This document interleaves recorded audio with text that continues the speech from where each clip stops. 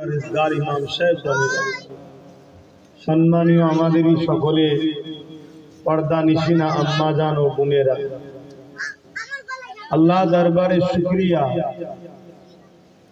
পৃথিবী নতুন করে আবার ফিতনা ও অশান্তিতে ভরে যাচ্ছে।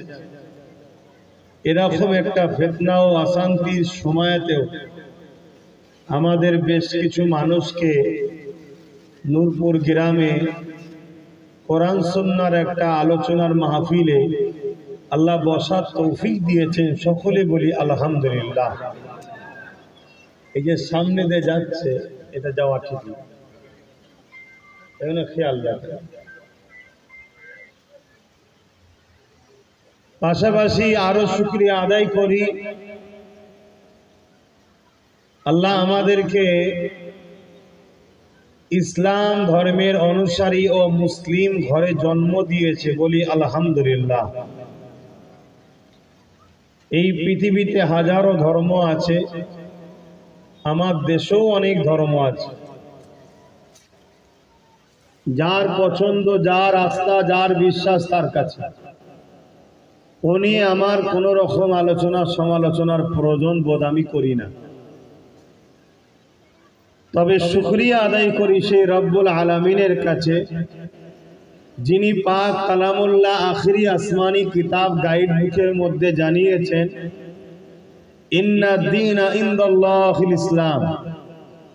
অবশ্যই রব্বুল আলামিন আল্লাহ বলছেন, আমার কাছে মনোনীত পছন্দনীয় ধর্ম হলো ইসলাম। সেই ধর্মের অনুসারী আল্লাহ আমাদেরকে করেছেন, তাই আমরা বড় গর্বিত, আনন্দিত, বলুন আলহামদুলিল্লাহ। তবে মুসলমান দাবি করা যতটা সহজ, মুসলমান হওয়া কিন্তু অত সহজ নয়। ইসলামের অনুসারী বলাটা যত সহজ, ইসলাম অনুসরণ করে জীবন গড়াটা অত সহজ নয়। মনে রাখবেন, এই জমিন আসমানে যা কিছু আছে সবকিছুর একজন সৃষ্টি মালিক। লিল্লাহি মা ফিস সামাওয়াতি ওয়া মা ফিল আরদ। জমিন আসমান এবং এর মধ্যে যা কিছু আছে সবকিছু সৃষ্টি মালিক কিন্তু একজন। তিনি সকলে একটু জবান খুলে বলুন কে? সকলে বলুন আল্লাহ। তিনি হলেন আমাদের সবার মালিক। তিনি আমাদেরকে এই পৃথিবী নামক গ্রহতে মানুষ্য জাতির বসবাসের ব্যবস্থা করেছেন একটা পরীক্ষার জন্য। ওই পরীক্ষাটা হলো প্রেমের পরীক্ষা, যে আমরা আমাদের সৃষ্টিকর্তার জন্য সবকিছু কোরবান করতে পারি কিনা। দাবি করাটা খুবই সহজ, কিন্তু বাস্তবে পরীক্ষায় রেজাল্ট হওয়াটা বড় কঠিন ব্যাপার। এই পরীক্ষা কারো 30, কারো 40, কারো 50, কারো 60, কারো 100। আগেকারের উম্মতরা আরো বেঁচেছেন, 500, 1000, 1500, 2000 অনেক বছর করে হায়াত পেতেন। এই সামান্যটুকু জিন্দেগিতে আমরা যদি সবকিছুটাকেই সৃষ্টিকর্তার খুশি যেটা এটা করব, সৃষ্টিকর্তা যাতে নারাজ সেটাকে ছেড়ে দেব, এটাই যদি আমাদের লক্ষ্য কেন্দ্র হয়, তাহলে অবশ্যই তিনি আমাদের জন্য চির শান্তির মেহমান খানা জান্নাত রেখেছেন কামিয়াবির পুরস্কার হিসাবে। জোরে বলুন সুবহানাল্লাহ।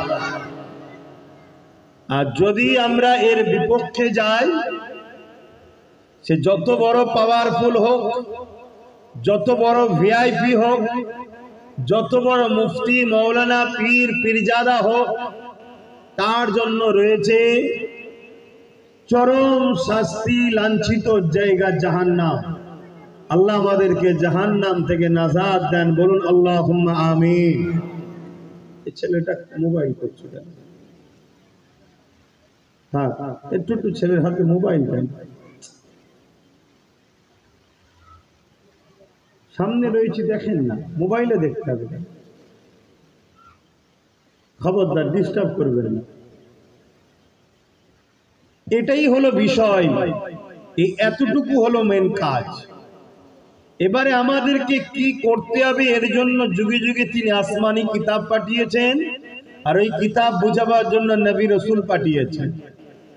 আজ থেকে ১৫০০ বছর আগে পৃথিবী যখন অশান্তির দাবানলে জ্বলছিল, পৃথিবী ধ্বংসের দিকে গেছে, ছেলে বাপকে খুন করছে, বাপ বেটাকে খুন করছে, জেন্ত জেন্ত নারীগণকে বাপেরাই পুঁতে দিচ্ছে, মায়ের উপরে শারীরিক অত্যাচার হচ্ছে, শাসকরা প্রজাদের ঘরে দাস দাসী বানিয়েছে। এক কথায় ইনসাফ, ইনসানিয়াত, মানবতা ধ্বংস হয়ে গেছে। পৃথিবীতে খুন, দাঙ্গা, ফাসাদ, অশান্তির দাবানল জ্বলতেছে। এই ধ্বংস পৃথিবীকে বাঁচাবার জন্য 570 খ্রিস্টাব্দে 12 রবিউল আউয়ালে সোমবার শবে সাদেকের সময় আমাদেরকে রাস্তা দেখাবেন বলে আমাদের শিক্ষক করে কিয়ামত পর্যন্ত যত মানুষ এসেছে আসবে সবার নেতা ও রসুল করে মানুষ জাতিকে কল্যাণের রাস্তা দেখাবার জন্য হযরত প্রফেট মুহাম্মদ সাল্লাল্লাহু আলাইহি ওয়াসাল্লামকে রাহমাতাল লিল আলামিন করে আল্লাহ পাঠিয়েছেন। জোরে বলুন সুবহানাল্লাহ। এবং তিনি আমাদের জন্য আখিরি কিতাব কোরআন শরীফ তিনার উপরে নাজিল হয়েছে, যেটা আমাদের জন্য গাইড বুক। অতএব আমাদের চলার পথ হলো কিতাবুল্লাহ আর হাবিবুল্লাহ। অবশ্যই ইজমা ও কিয়াস হলো কিতাবুল্লাহ হাবিবুল্লাহর মধ্যেই, বাইরে নয়। ভুল আমায় বুঝলে হবে না। আদিল্লাতুল ইসলামে আরবাতুন, শরীয়তের দলিল হলো 4টে, কোরআন শরীফ, হাদিস শরীফ, ইজমা ও কিয়াস শরীফ। কিন্তু মূল চলার পথ হলো ইসলাম। কারো কথাই চলে না, ইসলাম চলে কালামুল্লাহ আর হাবিবুল্লাহ। এই দুটোকে সামনে রেখে 4 ইমাম উম্মতের সুবিধার জন্য কোরআন সুন্নাহকে খুলে খুলে আমাদের কাছে বুঝিয়েছেন, যেটা হলো ইজমা ও কিয়াস। জোরে বলুন সুবহানাল্লাহ। যদি আমরা রাসূলকে ও কোরআনকে ফলো করে চলি তবেই আমরা কামিয়াবি। মানুষ জাতির জন্য কোরআন এসেছে। কোরআন হলো হুদাল্লিন নাস, নাস মানে মানুষ, মনুষ্য জাতিকে হেদায়েত ও কল্যাণের রাস্তা দেখাবার জন্য কোরআন এসেছে। কোরআন সমাজকে শান্তি দিবার গাইড বুক। কোরআন সমাজ থেকে সন্ত্রাস মুক্ত করার জন্য গাইড বুক। কোরআন ইনসাফ, ইনসানিয়াত, ন্যায়, সত্য, মানবতা প্রতিষ্ঠিত করার জন্য গাইড বুক। কোরআন মানুষ জাতিকে দুপায়ে পশু থেকে দুপায়ে মানুষ বানাবার জন্য গাইড বুক। জোরে বলুন সুবহানাল্লাহ। কিন্তু কোরআন বাস্তবটা আমাদেরকে বুঝাবার জন্য হযরত প্রফেট মুহাম্মদ সাল্লাল্লাহু আলাইহি ওয়াসাল্লামকে পাঠিয়েছেন। তাই একদিন সাহাবা হুজুররা আম্মা জান হযরত আয়েশা সিদ্দিকা রাদিয়াল্লাহু তাআলা আনহা হুজুরের কাছে গেলেন, গিয়ে বলছেন, আম্মা আমাদের রাসূল কেমন ছিলেন? আম্মা জান পর্দার ভেতরে আছেন, বাইরে থেকে সাহাবা হুজুররা জানতে চাইছেন, আম্মা জান আমাদের রাসূল কেমন ছিলেন? আমরা রাসূলের সাথে মসজিদে নববীতে নামাজ পড়েছি, নবীর ওয়াজের মাহফিলে বসেছি, নবীর সাথে সফরে গেছি, নবীর সাথে হজে গেছি, নবীর সাথে জিহাদে গেছি, নবীর সাথে সর্বসময় ছিলাম। সেই সাহাবারা বলছেন, আম্মা জান আমাদের রাসূল কেমন ছিল?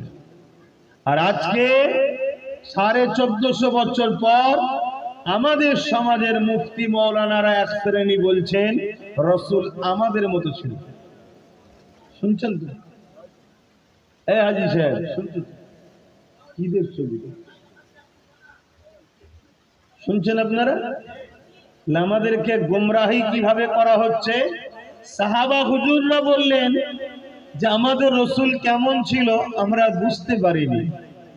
আর আজকে মুফতি 1450 বছর পর আমাদেরকে কি শিখাচ্ছে? রাসূল আমাদের মতো ছিল। জানতে হবে মুফতি সুরাতে সকলে মুসলমান মূলত বেঈমান কাফের। কেন আমার রাসূল মোটেই আমাদের মতো নয়। বেশক তিনি মানুষ, কিন্তু নূর ওয়ালা মানুষ ছিলেন। জোরে বলুন সুবহানাল্লাহ। তিনাকে সাহাবা হুজুররা পর্যন্ত চিনতে পারেনি। আম্মা জান আয়েশা সিদ্দিকা রাদিয়াল্লাহু তাআলা আনহা বলছেন, কানা খুলুকুল্লাহুল কোরআন। তোমরা কি কোরআন দেখোনি? সাহাবাদেরকে বলছে, তোমাদের নবী হলো 30 পারা কোরআন। জোরে বলুন সুবহানাল্লাহ। অর্থাৎ আমার নবীকে যদি কেউ চিনতে চায়, বুঝতে চায়, তাকে কোরআন জানতে হবে। আর কোরআন যদি কেউ জানতে চায়, বুঝতে চায়, তাহলে মুহাম্মদ রাসূলকে হুবহু ফলো করতে হবে। জোরে বলুন সুবহানাল্লাহ। একটা অপরের সঙ্গে জড়িয়ে এমন ভাবে আছে, একটাকে বাদ দিয়ে আরেকটা চলবে না। দুটোকে আল্লাহ একসাথে করে দিয়েছে। একটা হলো আমার বন্ধু, আর একটা হলো বন্ধুর উঠা বসা, চাল চলন, কথাবার্তা, ওটা হলো আমার কথা কোরআন। জোরে বলুন সুবহানাল্লাহ। অর্থাৎ আমার নবী যা কিছু করেছে হুবহু কোরআন অনুযায়ী করেছে। জোরে বলুন সুবহানাল্লাহ। তাই নবী হলেন আমাদের জন্য মডেল। লাকাদ কানা লাকুম ফি রাসূলিল্লাহি উসওয়াতুন হাসানা। সবথেকে উত্তম, একমাত্র ন্যায়, সত্য, শান্তি, ভালোবাসা, ইনসাফ, ইনসানিয়াত সবথেকে সুন্দর মডেল হলো মুহাম্মদুর রাসূল সাল্লাল্লাহু আলাইহি ওয়াসাল্লাম। তাই যে কোনো ক্ষেত্রে, যে কোনো ব্যাপারে, যে কোনো সময়, যে কোনো টাইমে যদি বিপদ থেকে সমস্যা সমাধান পেতে চান, তাহলে মুহাম্মদ রাসূল ছাড়া দ্বিতীয় কোনো অপশন নাই। জোরে বলুন সুবহানাল্লাহ। আজকের যে পরিস্থিতি বর্তমান, পুরো পৃথিবী ও আমার দেশ জুড়ে যে নতুন করে সন্ত্রাসবাদীরা মাথাচাড়া দিয়েছে, নতুন করে একদল মানবরূপী পশু সমাজের বুকে খুন খারাপি, গুন্ডাগিরি, সন্ত্রাসী, জঙ্গিবাদ, আতঙ্কবাদ করে বেড়াচ্ছে, সে উত্তরপ্রদেশে হোক আর কাশ্মীরের পাহেলগাঁও হোক, যেখানে যেভাবেই সন্ত্রাসী হয়ে বেড়াচ্ছে, এই যে অসভ্য বর্বরতার যে জাহিলিয়াতপনা মানুষ তৈরি করেছে, এ থেকে বাঁচার সুস্থ সমাধান হলো মুহাম্মদ রাসূলের লাইফকে ফলো করো। জোরে বলুন সুবহানাল্লাহ। দ্বিতীয় কোনো অপশনই নেই। আমি চ্যালেঞ্জের সাথে বলছি, দ্বিতীয় কোনো অপশন নেই এর সমস্যা সমাধান করতে পারে। উত্তরপ্রদেশের যোগী বলেছিল, যত গুন্ডা আছে সব হয় পালিয়ে যাও, নাই পরিবর্তন হয়ে যাও। কেন? যোগী এসেছি। অথচ যোগী আসার পরে গুন্ডাগিরি, সন্ত্রাসী এত বেড়েছে উত্তরপ্রদেশে, এর আগে মনে হয় এত সন্ত্রাসী, এত গুন্ডাগিরি হয়নি। কিছু বুঝতে পারছেন? সমস্যা কেউ সমাধান করতে পারবে না। আমি চ্যালেঞ্জ, সমস্যার সমাধান আমিনার লালের লাইফ স্টাইলে আছে। জোরে বলুন সুবহানাল্লাহ। যতই বলো 56 ইঞ্চি সিনাওয়ালা এসে গেছে, পাকিস্তান এই হয়ে যাবে, হ্যান হয়ে যাবে, ত্যান হয়ে যাবে, নোটবন্দি করে জঙ্গিবাদকে দখল করে দেবো, আর করে দেবো, সমস্যার সমাধান কেউ দিতে পারে না আর পারবে না। সমস্যার সমাধান যদি নিতে চাও, আমিনার লালের লাইফ স্টাইলে আছে। জোরে বলুন সুবহানাল্লাহ। কেননা তিনি সৃষ্টিকর্তার হুকুম অনুযায়ী চলেছে। আসো, তাই পৃথিবীকে, বিশেষ করে আমার দেশকে সন্ত্রাস মুক্ত করতে হবে, জুলুম মুক্ত করতে হবে, আমাদের সমাজকে ফুলে ফলে ভরিয়ে তুলতে হবে, আমাদের সমাজে সর্বশ্রেণীর মানুষের মুখে হাসি ফোটাতে হবে। হিন্দু, আদিবাসী, সাঁওতাল, বগদি, খ্রিস্টান, মতুয়া যেই হোক, আমরা নবীর উম্মত, আমাদের দায়িত্ব সবার মুখে হাসি ফোটানো, সবাইকে ইনসাফ দেওয়া, সবাইকে ইনসানিয়াত দেওয়া, জুলুম বন্ধ করা, এই সমাজকে শান্তিতে প্রতিষ্ঠিত করা। আরে এরই নাম তো ইসলাম। জোরে বলুন সুবহানাল্লাহ। ইতিহাস হলো, ইতিহাস দেখো, আমার নবী তো মেরাজ থেকে নামাজ এনেছিলেন। কবে কবে মেরাজে গিয়েছিলেন নবী? 27 রজব তো জানি। কবে? কত বছর পর বলেন? 40 বছর বয়সে নবুয়তের কাজ এলান করেছিল। মেরাজে গিয়েছিল কবে? 40 বছর বয়সে নবী এলান করেছেন, না খাতিমুন নবী, আমি শেষ নবী। তাহলে 570 এর সঙ্গে 40 যোগ করলে 610। 11 বছর পর মেরাজে গেছে, নবুয়ত ঘোষণা। 621 নবী মেরাজে গেছে, মনে রাখবেন। তাহলে এই 11টা বছর নবী কি করেছে? 11 বছর তো নামাজ ফরজ ছিল না উম্মতে মুহাম্মদ, কি করেছে?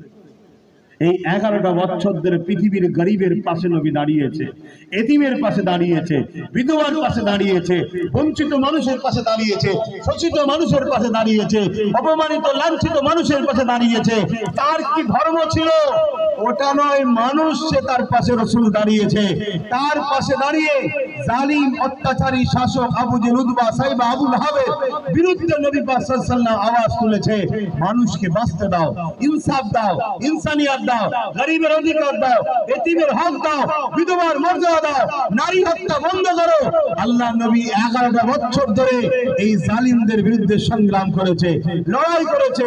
জালিমদের হাত থেকে গরিবের চোখের পানি মুছেছে, গরিবের জীবন বাঁচিয়েছে, গরিবকে বাঁচিয়েছে, এতিমকে বাঁচিয়েছে, জঙ্গল পরিষ্কার করেছে 11টা বছর ধরে।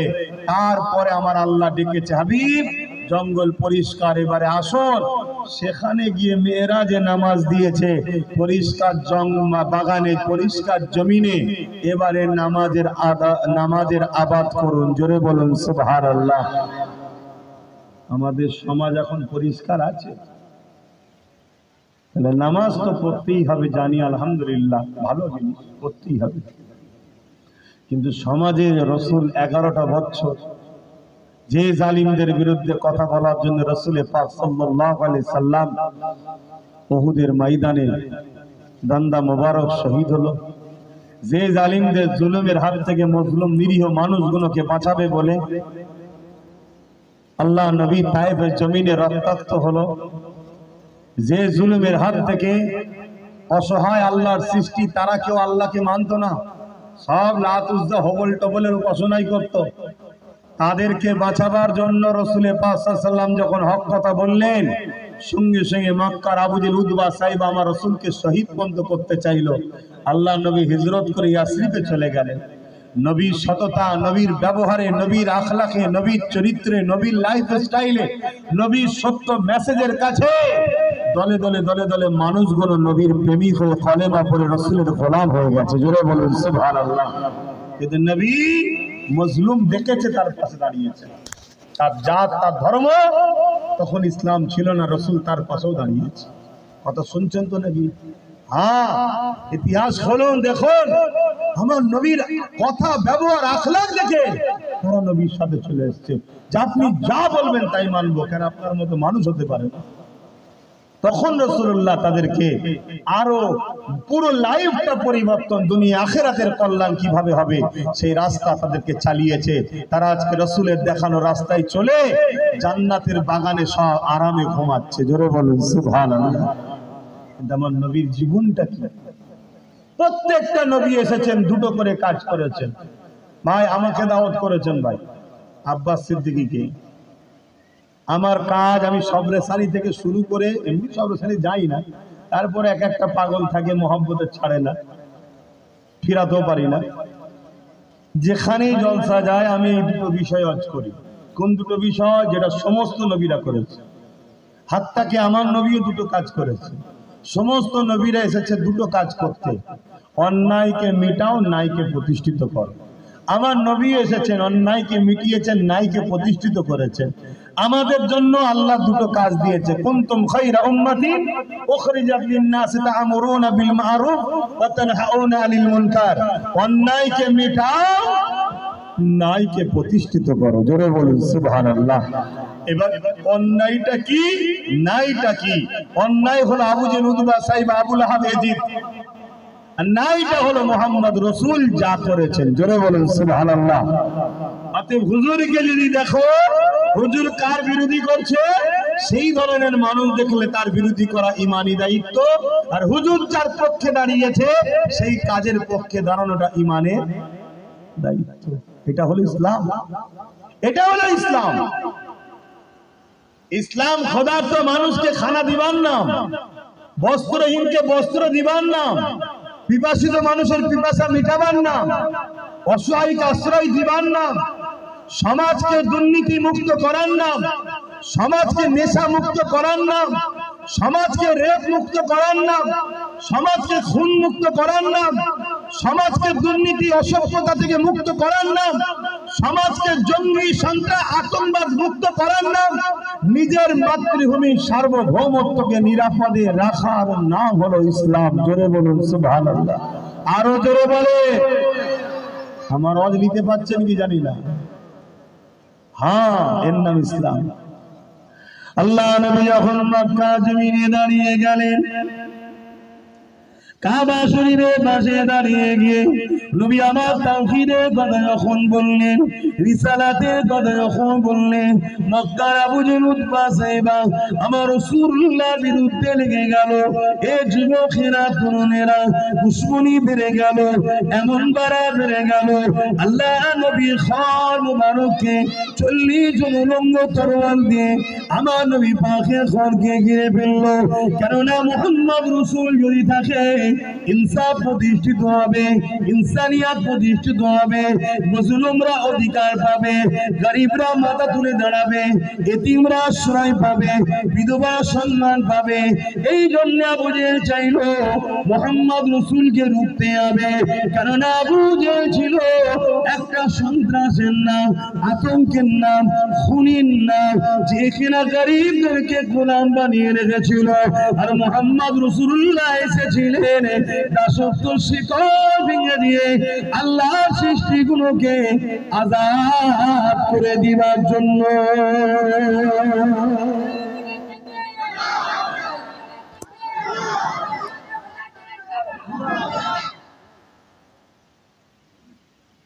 এই জন্য তোমার রাসূল এসেছিলেন। আজকেও আবু জেহেল আছে না নাই? বলুন বলুন বলুন। আমরা যদি নবীর উম্মত হই, আবু জেহেলের সাথ দেবো তো নাকি? তাহলে কি করব? বলুন কি করব? আবু জেহেলের সাথ দেবো কিনা জিজ্ঞেস করলাম, বললেন না। তাহলে কি করব বলুন? আবু জেহেলের বিরুদ্ধে আমাদেরকে প্রতিবাদ করতে হবে। প্রতিবাদের 3টে ধরন আছে। ক্ষমতা থাকলে হাত দিয়ে, কিন্তু আমাদের হাতে ক্ষমতা নাই। এটা যারা শাসক হয় তাদের জন্য প্রযোজ্য। দ্বিতীয় নম্বর হলো মুখ দিয়ে। আপনারা আম মানুষ হয়তো মুখ দিয়ে প্রতিবাদ করতে পারবেন না, কিন্তু আপনাদের উচিত যারা জালিমের বিরুদ্ধে প্রতিবাদ করবে তাদের সঙ্গ দিয়ে আপনাদের দরকার। তাহলে আপনাদেরও মুখ দিয়ে প্রতিবাদেরই শামিল আল্লাহ করিয়ে দেবে। জোরে বলুন সুবহানাল্লাহ। 3 নম্বর হলো কি, যদি মুখ দিয়ে প্রতিবাদ করতে না পারো, অন্তর থেকে ঘৃণা করো। যদি 3টের মধ্যে কোনো একটা বৈশিষ্ট্য না থাকে, আল্লাহ নবী বলছেন তার মধ্যে ঈমান নাই। আর বেঈমান যদি কোটি কোটি থাকে, তাতে কিন্তু সমাজের কোনো উপকারও নাই, এবং বেঈমান কখনো আল্লাহর সাহায্য হবে না। আমরা সূরাতে সকলে তো মুসলমান অনেক, হাকিকাতে ঈমান কজনের আছে? কজন আমরা অত্যাচারী, জুলুম, বদমাইশ, আজকের আবু জেহেলদের বিরুদ্ধে কজন কথা বলি? যদি কথা বলতে না পারি, ঘৃণাটা কজন করি? আর আমি চোখে আগুন দিয়ে দেখিয়ে দেবো, বড় ভিআইপি ভিআইপি নাম করা বক্তা, নাম করা মোল্লা, মৌলী সাহেব, পীর, পীরজাদা আজকের আবু জেহেলদের দালালি পর্যন্ত করে। তাহলে ঈমান কোথায়? এজন্যই তো আল্লাহ আমাদের উপরে নারাজ। এজন্যই তো আজকে সব দিক দিয়ে আমরা বঞ্চিত হচ্ছি, সব জায়গায় আমরা বিপদগ্রস্ত হচ্ছি। আমাদের কোনো জায়গাতে শান্তি আমরা পাচ্ছি না। মাথায় টুপি দিয়ে দিলাম, মুখে দাড়ি রেখে দিলাম, 5 ওয়াক্ত নামাজ পড়ে নিলাম, 1 মাস বছরের রোজা রেখে দিলাম। এ যুবকেরা, তরুণেরা 24 ঘন্টা অঙ্কটা একবার করেন। আল্লাহ আপনাকে কেন বানিয়েছে?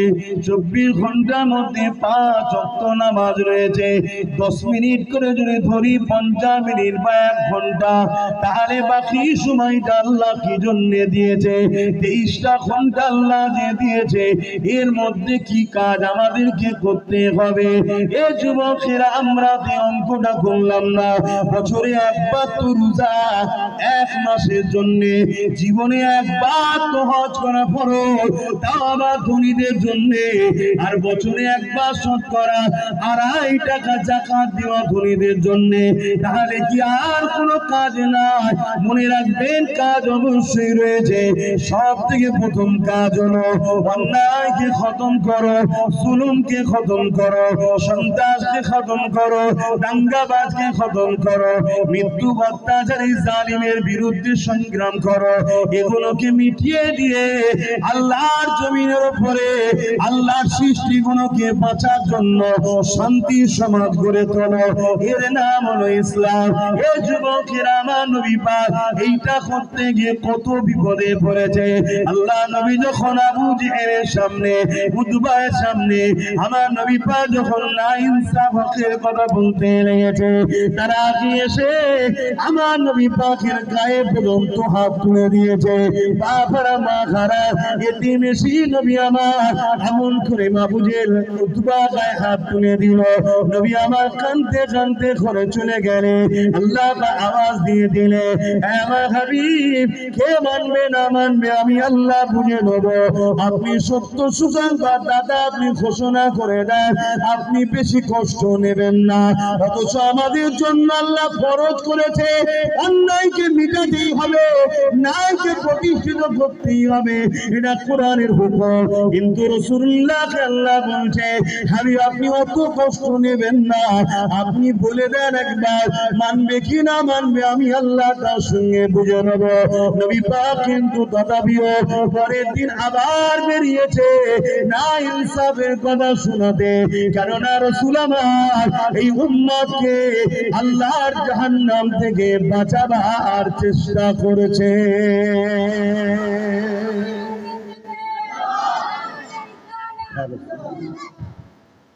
সেই নবীর উম্মত হিসাবে আমাদেরও কি দায়িত্ব নাই? আমাদেরও কি দায়িত্ব পড়ে না যে আমি আমার গ্রাম, আমি আমার গ্রাম, আমি আমার গ্রাম, আমার গ্রামে অসহায় দুঃখী গরিব মানুষ কেউ বিপদে পড়লে তার পাশে দাঁড়াবো, কোন মজলুম কেউ তার পাশে দাঁড়াবো। আমি প্রায় জায়গায় বলি, আজও বলছি, এটা মাথার মধ্যে একদম গেঁথে নেন, আমার আল্লাহ জালিমের সাথে থাকে না, আমার আল্লাহ জালিমের সাথে নাই। সে যদি পীর দাবিদার হয়, পীর সাহেব পীর দাদাও হয়, মুফতি হয়, মৌলানা হয়, যত বড়ই মুফাসসির হোক, সে যদি জালিম হয় আমার আল্লাহ জালিমের সাথে নাই। এটাকে মাথার মধ্যে গেঁথে নেন। আমার আল্লাহ ওই লোকের সঙ্গে আছে যে ফুটপাতে পড়ে আছে, অথচ জালিম নয়, আমার আল্লাহ তাকেও ভালোবাসে, তার সাথে আছে। জোরে বলুন সুবহানাল্লাহ। কিছু বুঝাতে পারলাম? তাহলে আমরা কি জালিমের সাথে থাকতে পারি? জালিমের সাথে যখন আল্লাহ নাই, আর আমরা যদি জালিমের সাথে থাকি, আল্লাহ কি আমাদের সাহায্য করবে না? তো আমরা বলছি, কিন্তু প্র্যাকটিক্যালে আমরা হয় জালিমের খাতায় নাম লিখে দিয়েছি, আর নাই জালিমের সাথে বন্ধুত্ব আছে আমাদের, আছে না? নাই কথা বলছেন না কেন? একটু খুলেই বলেন না, অনেকদিন পরেই তো এলাম, বলেন। আগে নাই রোজ রোজ জ্বালাতে এসতাম, এখন তো রোজ জ্বালাতে এসি। একটু খুলেই বলেন, আমার কি কথা ভুল হলো? এই দুটোর মধ্যে কোনো এক জায়গায় বাঁচলে কিন্তু আমরা পাওয়া যাবো। আমরা বলতে আমিও বাদ নেই তো, আমি কি আমাকে বাদ দিয়ে কথা বলছি নাকি? আমরা বলতে কি আমি বাদ? আসুন উভয়ে তওবা করি, আসুন উভয় আল্লাহর কাছে সাহায্য চাইয়ে, মালিক আপনি আমাদেরকে হেদায়েত করেন, বলুন আমিন। আমরা আমাদের কর্মের ফল ভোগ করছি, আমাদের কর্মের ফল ভোগ করছি। কোন মা এমন সন্তান জন্ম দিতে পারেনি আর কিয়ামত পর্যন্ত পারবে না মুস্তাফা জানে রহমতের গোলামদের মিটাতে পারে। স্বপ্ন অনেকে দেখেছে, আজকে যেমন স্বপ্ন অনেকে দেখছে, প্রকাশ্য ভিডিও বাইট দিচ্ছে, এখানে অস্ত্র বন্দুক নিয়ে দেখাচ্ছে যে মুসলিম খতম করতে নেমেছি। কেউ কলকাতার মতো জায়গাতে বলে বেড়াচ্ছে যে পশ্চিম বাংলাকে ইসলাম মুক্ত মুসলমান মুক্ত করতে হবে। আমি জানি হয়তো পুলিশ থেকে অ্যারেস্ট করবে না, কেন আমার রাজ্য যে বসে আছে সেও যেমন ইসলামের দুশ্মন, কেন্দ্রে যে বসে আছে সেও ইসলামের দুশ্মন। এরা সবাই রসুনের মতো, এদের মাথাগুলো আলাদা, জার্সিটা আলাদা, কালারটা আলাদা, দলের নাম আলাদা। এরা যাতে মাতাল তালে এদের সবার একটাই লক্ষ্য, না এত বড় কথা বলে। আপনারা জানেন কি জানি না, গতকালকে সম্ভবত উত্তর 24 পরগনা বনগাঁতে দুটো ছেলে পাকিস্তানের পতাকা নিয়ে এক জায়গায় টাঙাচ্ছে। খবর পেয়েছেন কি? একটু হাসি না বলো, কাদের কাছে খবর আছে একটু হাত তুলে দেখান। যাক, মানুষ জাগছে, জাগছে, এটা ভালো জিনিস। কেন পশ্চিম বাংলার খবর মুসলমানরা পায় না, মুসলমানরা শুধু উত্তরপ্রদেশ গুজরাটের খবর পায়। ওখানে কি হয়, মুসলমান পশ্চিম বাংলা সব ফটোস্থ মুখস্থ। কেন? এদের মসজিদের খুতবা থেকে ওখানকার বিরুদ্ধে বলা হয়, আর ঘরের কানাতে যখন কিছু হয় মসজিদে দাঁড়িয়ে সেটা বিরোধী না করে সাফাই দিবার পরিকল্পনা হয়। এরকম মসজিদের দালাল ইমাম ঢুকে গেছে। কথা কি খারাপ লাগলো নাকি? হ্যাঁ বাবিরা, আল্লাহর ঘরকে দেরিয়ে দুনিয়ার বেঈমান কাফের নেতাদের দালালি করছে। আল্লাহ এদেরকে কিভাবে মিটাবে সেটাও শোনেন। এদেরকে মসজিদের মধ্যে ঢুকিয়ে পুড়িয়ে দেওয়া হবে, এদেরকে মসজিদের মধ্যে মারা হবে, এরা কিচ্ছু করতে পারবে না। আমি এতটা সাহস ও স্পষ্ট ভাষায় বলে যাচ্ছি, এদের কিচ্ছু করার নেই। কেন? খোদা এদের উপরে নারাজ। হ্যাঁ, যারা মসজিদের সম্মান রক্ষা করে, যে উলামা, যে ইমামরা আল্লাহর পক্ষে দাঁড়িয়ে আছে, বেশক আমার আল্লাহ তার ঈমান, ইজ্জত ও জান মাল হিফাজত আগেও করেছে, আজও করবে ইনশাআল্লাহ। জোরে বলেন ইনশাআল্লাহ। আমার আল্লাহ তিনি সাইয়ুল কদির। তো যাই হোক, আজকে দেশের মধ্যে পাকিস্তানের পতাকা, কিছুদিন আগে পূর্ব মেদিনীপুরে একজন কমনাল ভূত বেরিয়েছে, জানেন তো নাকি? 20টা না কটা পতাকা এক জায়গায় বের করে ফেললো, পর পর পর পর করে। আরে এত পতাকা ছিল কোথায় তোর কাছে? এরা কারা? এরা ভারতীয় সেজে, দেখবেন অনেক সময় নকলের গায়ে টিকা থেকে নকল হইতে সাবধান। এসব দেশভক্তির নামে এরা দেশের বিরুদ্ধে কাজ করছে। এদের কাছে দেখুন পটপট করে পতাকা বেরিয়ে যাচ্ছে। আমি চ্যালেঞ্জের সাথে বলতে পারি, টোটাল এই নূরপুর গ্রামে যদি আজকে একটা পাকিস্তানের পতাকা বার করতে পারে, আমি জীবনে এই গ্রামে আসা বন্ধ করে দেবো। আমি চ্যালেঞ্জ করছি, একটা পতাকা নেই। কেন? এদের তো না থাকাটাই স্বাভাবিক। কেন? এদের কাছে থাকবে নিজের শান, নিজের মান, নিজের ঐতিহ্য, নিজের গর্ব। আমার তেরঙ্গা, আমার হিন্দুস্তানের পতাকা, ঠিক না ঠিক? বলুন ইনশাআল্লাহ, বলুন আলহামদুলিল্লাহ। আমরা গর্বিত, আমরা ভারতীয়। কেন? আল্লাহ এই দেশ আমাদের বাপ আদমকে পাঠিয়েছিলেন। জোরে বলুন সুবহানাল্লাহ। একসাথে পতাকা বেরিয়ে গেল ফটফট করে, পর্দা কোনো পুরানো হয়ে গেল। কথা বুঝে আসছে? যাই হোক, সে বিষয়ে আমি যাচ্ছি না। আমি যেটা বলতে চাইছি, তাদেরই দলের লোক হঠাৎ করে আবার গতকালকে দুটো পতাকা টাঙাচ্ছে, দুজন মিলে পাকিস্তানের পতাকা টাঙাচ্ছে। ওই পতাকায় আবার কি লিখেছে? এখন ওই স্লোগানটা যদি আমি মাইকে দিই, ওইটুকু স্লোগান কেটেই কালকে ছড়াবে কিছু মানবরূপী পশু। কথা বুঝতে পারছেন না? হ্যাঁ, ওইটাই কেটে কালকে হয়তো ছড়াবে। দেখো আব্বাস সিদ্দিকী ইন্ডিয়া কি বলছে আর পাকিস্তান কি বলছে। হ্যাঁ, বাপরে বাপ। আবার একটা নতুন অ্যাপ বেরিয়েছে, এআই অ্যাপ বেরিয়েছে, যে অ্যাপ আগামী দিন পুরো পৃথিবীকে তছনছ করবে। যার খুশি সকল দিয়ে যা খুশি বলাবে তাই বলতে পারবে, কারো ক্ষমতা নেই ধরার, যেটা ওর কথা নয়। ওই শুনছেন কি বলছি? এজন্য নিজের কানে, নিজের চোখে না দেখলে আগামী দিন বিশ্বাসও করা, বলাও বড় মুশকিল হয়ে দাঁড়িয়েছে। তো যাক, আমি যেটা বলছিলাম, তাহলে বলুন, ভারতবর্ষের বুকে পাকিস্তানের পতাকা লাগিয়ে এবং দেশ বিরোধী স্লোগান দেবে, এই গাদ্দারদের ফাঁসির দরকার আছে না নাই? ফাঁসিটা দেবে কে? সব জায়গায় যদি ভারত বিরোধী লোক বসে থাকে, সব জায়গায় যদি দেশ বিরোধী লোক বসে থাকে, শাস্তিটা দেবে কে? গতকালকে নাকি ধরলো, শুনলাম আজকে নাকি গলায় ফুলের মালাল দিয়ে জামিন করা হচ্ছে, যেন মনে হচ্ছে পাকিস্তানে বোম মেরে এসেছে। এই হচ্ছে এদের লাইফ। এরপরও মুসলমানকে দেশদ্রোহী তকমা খেতে হয় না, হয় না? মুসলমানকে গাল খেতে হয় না, হয় না? গতকালকেরটা দেখার পরে তো আমি চিন্তা করছি, কলগোয়েতে হামলাটা করলো কারা? শুনছেন না শোনেন? গতকালকেরটা দেখার পরে আমি ভাবছি হামলাটা করলো কারা? এবার তো ব্রেনে অন্য জিনিস ঢুকছে। যারা দেশের মধ্যে পাকিস্তানের পতাকা টাঙাতে পারে, আর তাদেরকে যদি দেশের প্রশাসন ব্যবস্থা জানার পর পরের দিন জামিন করে দেয়, উপর থেকে নিচের পর্যন্ত সব কি হচ্ছে বুঝতে পারছেন? আমার দেশটা ধ্বংসের দিকে যাচ্ছে। তাহলে দেশকে মিটাবার জন্য, দেশের অমুসলিম ভাইদেরকে মারার জন্য দেশের মধ্যে গাদ্দার থাকতে পারে না, পারে না? যে গাদ্দার পতাকা টাঙাতে পারে অন্য দেশের, সেই গাদ্দার থাকতে পারে না, পারে না? কিন্তু আমাদের এরপরও মুসলমানকে গাল খেতে হয় না, হয় না? এরপরও মুসলমানকে বিভিন্ন রাজ্যে আজকে উচ্ছেদ করা হচ্ছে না, হয়নি? এরপরও বিভিন্ন রাজ্যে মুসলমানকে কাতলে আম করা হচ্ছে না, হয়নি?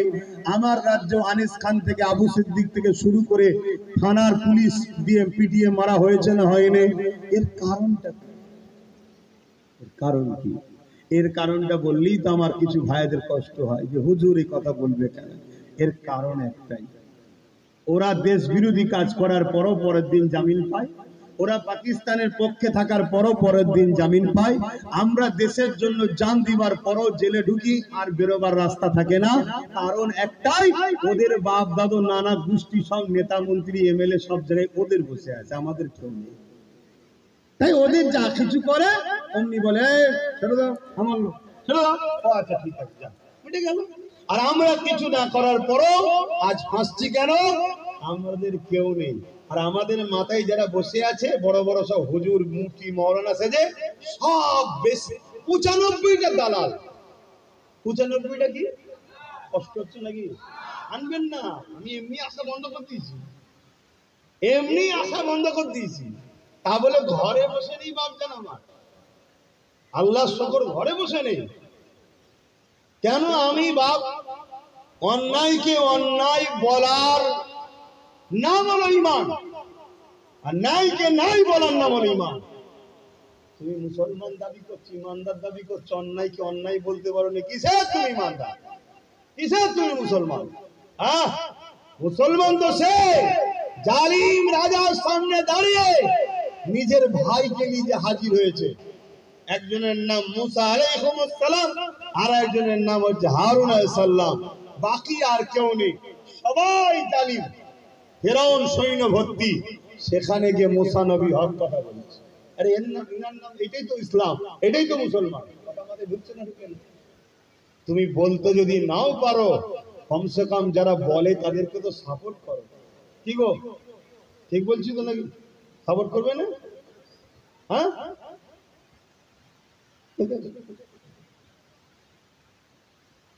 সাপোর্ট করবে না? তোমার কোলেরটা কি বলছে? সাপোর্ট করবি তো নাকি? একটু সরে সরে আসতে হবে বাপ। আরে তোমরা এইদিকে চলে যাও, অনেক চলে আসো না, এরা ডিস্টার্ব করছে আমাকে, বলছে একটু বলে দেন, বলে দেন। এরকম ডিস্টার্ব করলে অঝাবে দিতে। তো যাক বাপ, আমার ভাই আমার, তাহলে আমরা মার খাচ্ছি, আমাদেরকে কেউ মারছে না আমরা মার খাবার উপযুক্ত হয়েছে? একটু বলবেন ভাই, একটু বলবেন না? আমাদেরকে সত্যি কেউ মারছে না আমরা মার খাওয়ার উপযুক্ত হয়েছি? বলবেন তো, লজ্জা করছেন কেন? হ্যাঁ, মার খাওয়ার উপযুক্ত হয়েছি বাপ। আমাদের পাওনা আল্লাহ কারো মাধ্যম দিয়ে দিচ্ছে। কেন? আল্লাহ কোরআনে বলেছেন, আল্লাহ কোরআনে বলেছে, তোরা যখন আমাকে আর আমার হাবিবকে ভুলে গিয়ে যাদের পক্ষপাতিত্ব করবি, আমি আল্লাহ তার হাতে তোদেরকে জিল্লাত দেবো, শাস্তি দেবো। শুনছেন তো নাকি? আমাদের সমাজে একটা প্রবাদ বাক্য আছে, ধর্ম যার যার, উৎসব সবার। আছে না? বুকে হাত দিয়ে বলুন এই বিষয়টা কোনো আলেম উলামা ইমাম কেউ এর বিরোধী মুসলিম সমাজকে শোনায়, এটার বিষয়ে কোনো খোলাসা কেউ বলে? কেন বলে না? এটা বললে মাইনে বন্ধ হয়ে যাবে, দালালি ভাতা বন্ধ হয়ে যাবে। হচ্ছে এর মধ্যে কত বড় শিরক আছে, এই কথাটা কেউ যদি একবার বিশ্বাস করে সঙ্গে সঙ্গে মুশরিক হয়ে যাবে। ধর্ম যার যার, উৎসব সবার, এই কথাটা কেউ যদি বিশ্বাস করে সঙ্গে সঙ্গে কি হবে? মুশরিক। কাবিরা গুনাহগার না, সঙ্গে সঙ্গে শিরককারী মুশরিক হয়ে গেল। কেন? ধর্মকে কেন্দ্র করে উৎসব হয়, বহু ধর্ম আছে যেটাকে কেন্দ্র করে শিরকি উৎসব হয়, আছে না নাই? এ বিষয়ে কখনো কেউ বলে? তাহলে বলুন, আমাদের পাওনা হয়েছে না হয়নি? মার খাবার পাওনা আল্লাহ মিটাচ্ছে। এবারে দেখুন, যাদের খুশি করার জন্য এই বিষয়গুলো নিয়ে কথা বলি না, তাদেরকেই দেখুন আল্লাহ মাথায় বসিয়ে দিয়েছে, তাদের হাতেই আল্লাহ আমাদেরকে মিটাচ্ছে। কথা মাথায় ঢুকছে? আসেন, এখনো সময় আছে, তওবা করে নেন, পরিবর্তন হয়ে যান, আল্লাহকে রুকু সিজদা দেন, তাসবিহ পড়ুন সুবহান রাব্বিল আলা। আল্লাহ পাকের কাছে চোখের কোণা দিয়ে পানি ফেলে দেন, আল্লাহ পাকের কাছে ক্ষমা চেয়ে নেন। ও রব্বি আল্লাহ, আমি বড় দুর্বল, আমি বড় কমজোর, অন্যায় করেছি, ভুল করেছি, আজ আপনার কাছে ক্ষমা চাইছি, আল্লাহ আপনি মাফ করে দেন। অবশ্যই আপনি বড় সাহায্যকারী। আল্লাহ আমাদের জন্য উপযুক্ত লিডার বানান, আমাদের জন্য উপযুক্ত নেতা বানান, যার হাতের বরকতে আল্লাহ পাক সমাজ থেকে জুলুম মিটে যাবে, সমাজ থেকে দাঙ্গা মিটে যাবে, সমাজ থেকে বেইনসাফি জুলুম অত্যাচার মিটে যাবে। ও রব্বি আল্লাহ, এই সমাজে আমরা নিরাপদে মসজিদে যাব, নিরাপদে মাদ্রাসায় যাব, লাশগুলোকে নিয়ে আগামী দিন কোন কবরস্থানে যাবে, এই যে চিন্তা পারিশান আছে, এই পারিশান আমাদের দূর করে দেয়। ও রব্বি আল্লাহ, আমাদের বাচ্চাগুলো দেশ বিদেশে কাজে গেছে, লাশ হয়ে ঘরে ফিরবে কিনা এর কোনো সিকিউরিটি নাই, কখন যেন ফোন এলো, কে যেন টুকরো টুকরো করে মেরে দিয়েছে, কোন ভিড় যেন তকবীর দিয়ে এমন কোন স্লোগান দিয়ে মুসলমান হওয়ার জন্য টুকরো টুকরো করে মেরে দিয়েছে। এ আল্লাহ, অন্যায় করেছি আমরা, এই জালিমদের ঘরে আপন মনে করে নিয়ে তাদের সঙ্গে আমরা কাঁধে কাঁধ মিলিয়েছিলাম। আল্লাহ, আমরা বড় অন্যায় করেছি, ভুল করেছে। আপনার হাবিবের সুন্নাত ছেড়ে দিয়ে, আপনার হাবিবের রেখে যাওয়া কষ্টের দিনের কথা ছেড়ে দিয়ে এই বেঈমান জালিমদের কি করে গদি ঠিকবে, এই জন্য আমরা দলাদলি মারপিট করেছি। আল্লাহ, আমরা ভুল করেছি, ক্ষমা করে দেয়। আপনি আমাদেরকে উপযুক্ত নেতা বানিয়ে দেয়। এ যুবকেরা শুনে রেখে দেয়, আমার আল্লাহ বড় তওবাকারীকে পছন্দ করে গো। অবশ্যই তিনি তোমাদের আমাদের ডাকে সাড়া দেবে ইনশাআল্লাহ। সেদিন বেশি দূর নয়, জালিমকে মিটিয়ে আল্লাহ পাক তোমার আমার বাচ্চাদের জন্য একটা সুন্দর সমাজ ব্যবস্থা করে দেবে। আরো জোরে বলুন সুবহান।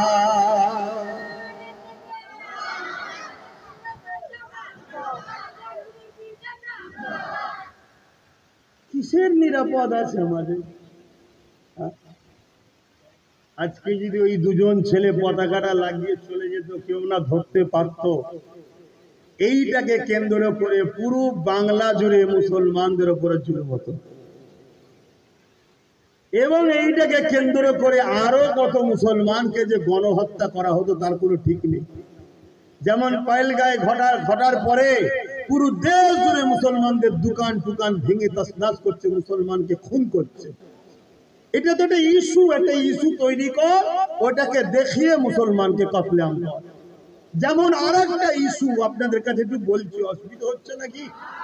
আর একটা ইস্যু, সেই ইস্যু হলো এটাই, জালিমদেরই তৈরি করা একটা দুটো প্রোটেকশন আছে সমাজে, তাদেরকে দিয়ে কখনো নবীর বিরুদ্ধে, কখনো ইসলামের বিরুদ্ধে, কোরআনের বিরুদ্ধে গালিগালাজ করবে, লেখালেখি করাবে। আপনারা সহ্য করতে পারবেন না, ভালোবাসেন, রাস্তায় নামবেন, প্রশাসনের কাছে যাবেন, প্রশাসনও সাথ দেবে না। আর নেতাদের তো দেখা পাওয়া যায় না, পাওয়া যায়? ওই তো দেখা পাওয়া যায় না। কেন দেখা যাবে? ওদেরও তো দোষ নয়, ওরা তো বাপ তোমাদের পিছনে 2 কোটি 3 কোটি খরচ করেছে, 500,000 করে দিয়েছে, বিনিময়ে তুমি দিয়েছো, কাজ মিটে গেছে। এক হাতে দিয়েছে, এক হাতে নিয়েছে। ওই জন্য ওদেরকেও আর দেখা যায় না। ওরাও এমন কিছু ভুল কাজ করছে বলে আমার তো মনে আর হচ্ছে না। আগে মনে হচ্ছে ভুল করছে, আমি চিন্তা করুন না ভুল তো কিছু করেন, ওতে 1-2 হাজারে বিক্রি হয়েছে, কি বিক্রি হয় না? হ্যাঁ, অথবা ওদেরকেও দেখতে পেলে না, প্রশাসনও সাথ দিল না। এদিকে বুকের মধ্যে ব্যথা, আহা আমার নবী, আমার আল্লাহ, আমার কোরআনের বিরুদ্ধে বলেছে, লিকালিকি করেছে, চলো রোড অবরোধ করো, আন্দোলন করো। আন্দোলনের চাপে ওকে একটু টুক করে তুলবে, তুলে হালকা ধারা দেবে, দিয়ে পরের দিন ছেড়ে দেবে। শুনছেন তো নাকি? কিন্তু যারা যারা আন্দোলন করলেন সব ভিডিও হয়েছে না হয়নি? নিজেরাই তোমার নিজেদের সেলফি তুলে ছাড়েন আজকাল, হয়েছে না হয়নি? ওই ফটো দেখে দেখে দেখে দেখে হাজার হাজার মুসলমানের নামে কেস দেবে, হাজার হাজার মুসলমানের নামে কেস দেবে। রাত্রিরে মুসলিম এলাকায় ঢুকবে, ঢুকে পুলিশ তছনছ করবে, তাড়া করবে, আপনারা সব ছুটে পালাবেন, আর ওই সুযোগে মা বোনগুলোকে একা পাবে, বাকিটা যা হবে সব বুঝে নেবে। কথা শুনছেন না? সব শুনছেন? হ্যাঁ, শোনার পরেও যদি আপনাদের মনে হয় যে এগুলো তো চাইছি আমরা, তাহলে আব্বাস সিদ্দিকী ভুল। আর যদি মনে হয় যে না এগুলো রুকা দরকার, তাহলে বাপ হাত গুটিয়ে বসার দিন নাই। প্রথম নিজের গ্রামের মুনাফিক মুসলমানকে ধরো, ওই গাদ্দার থেকে প্রথম শুরু করো যে তুই শয়তানের জন্যই সবকিছু হয়েছে, অতএব একদম চুপ থাকবি, আর না হয় ভালো তারে একদম। কথা বুঝে আসছে না? নাই একদম নিজের এলাকা থেকে শুরু করো, কারণ ঘরের দুশ্মন যদি থাকে পৃথিবী জয় করা সম্ভব? ইতিহাস বলছে পৃথিবীতে কখনোই বাইরের লোক ইসলাম ও মুসলমানদের ক্ষতি করতে পারেনি, করেছে ঘরের লোকেরা। গাদ্দার তো ঘরে থাকে, গাদ্দার রাত্রিরে দরজা খুলে দেবে, দিয়ে চুপ করেছে তোমার পাশে শুয়ে পড়বে, তুমি ভাবছে বেচারি তো ঘুমোচ্ছে, না ঢুকতেই পারতো না যদি শয়তান যে দরজাটা খুলে দিত। বোঝাতে পারছি তো নাকি? তো সেই জায়গায় কি হবে? কেস হলো, কেস হওয়ার পরে কি হবে? জামিন হতে হবে, 1000, 2000, 3000, 4000, 5000 করে এক একজনের মাথা পিছু যাবে। ভেবে দেখো তো, এভাবে কোটি কোটি লোকের কেস হচ্ছে, তাহলে কত হাজার লক্ষ কোটি টাকা মুসলমানদের ফান্ড থেকে বেরিয়ে যাচ্ছে। তাহলে আর্থিক দিক দিয়ে মুসলমান দুর্বল হচ্ছে না বাড়ছে? এত চাকরি দিইনি, কিছু দিইনি, তারপরেও আল্লাহ তোমাদেরকে বরকত দেয়, এটা আজকের আবু জেলদের বুকে ব্যথা হচ্ছে। কিছুই দিইনি তারপরেও হই হই করে উঠে পড়ছে, তাও দুতলা বাড়ি, তাও গাড়ি, তাও মোটরসাইকেল, চাকরি নেই, আর নেই, তারপরেও কি করে এদেরকে রুকা যায়? ওতে কেস দে, হদ্দ কেস দে, আর এরা জামিন করুক আবার কেস দে, জামিন করুক আবার কেস দে। তাহলে তোমার আর্থিক একটা কাঠামো নষ্ট হচ্ছে না হয়নি? এই আমার হুজুরই সব কথা বলবে এখানে, তাই না? কপাল ফাটা মুসলমান, হুজুর কি বলবে সেটাও এখনো বুঝলো না। হ্যাঁ, এরকম কিছু কপাল ফাটা আছে রে আমার কওমে, তারা সমালোচনা করে, হুজুর এ কথা বলবে কেন? শয়তান, হুজুর কি বলবে তুই যদি বুঝতিস তো তুই এখানে এসে বস না, আমি ওখানে যে বসি, তুই এখানে এসে বস, আমি ওখানে বসি। কপাল ফাটা, তোকে তো কেউ পৌঁছে না, তুই যদি বুঝতিস আল্লাহ তোকে সেই জায়গায় দিত। কথা বুঝছেন না? বোঝেন না? তো ভাইয়ের আমার, এটা একটা গেল। দ্বিতীয় নম্বর কেস, কেসের নামে বাড়িতে বাড়িতে ঢুকে গেল।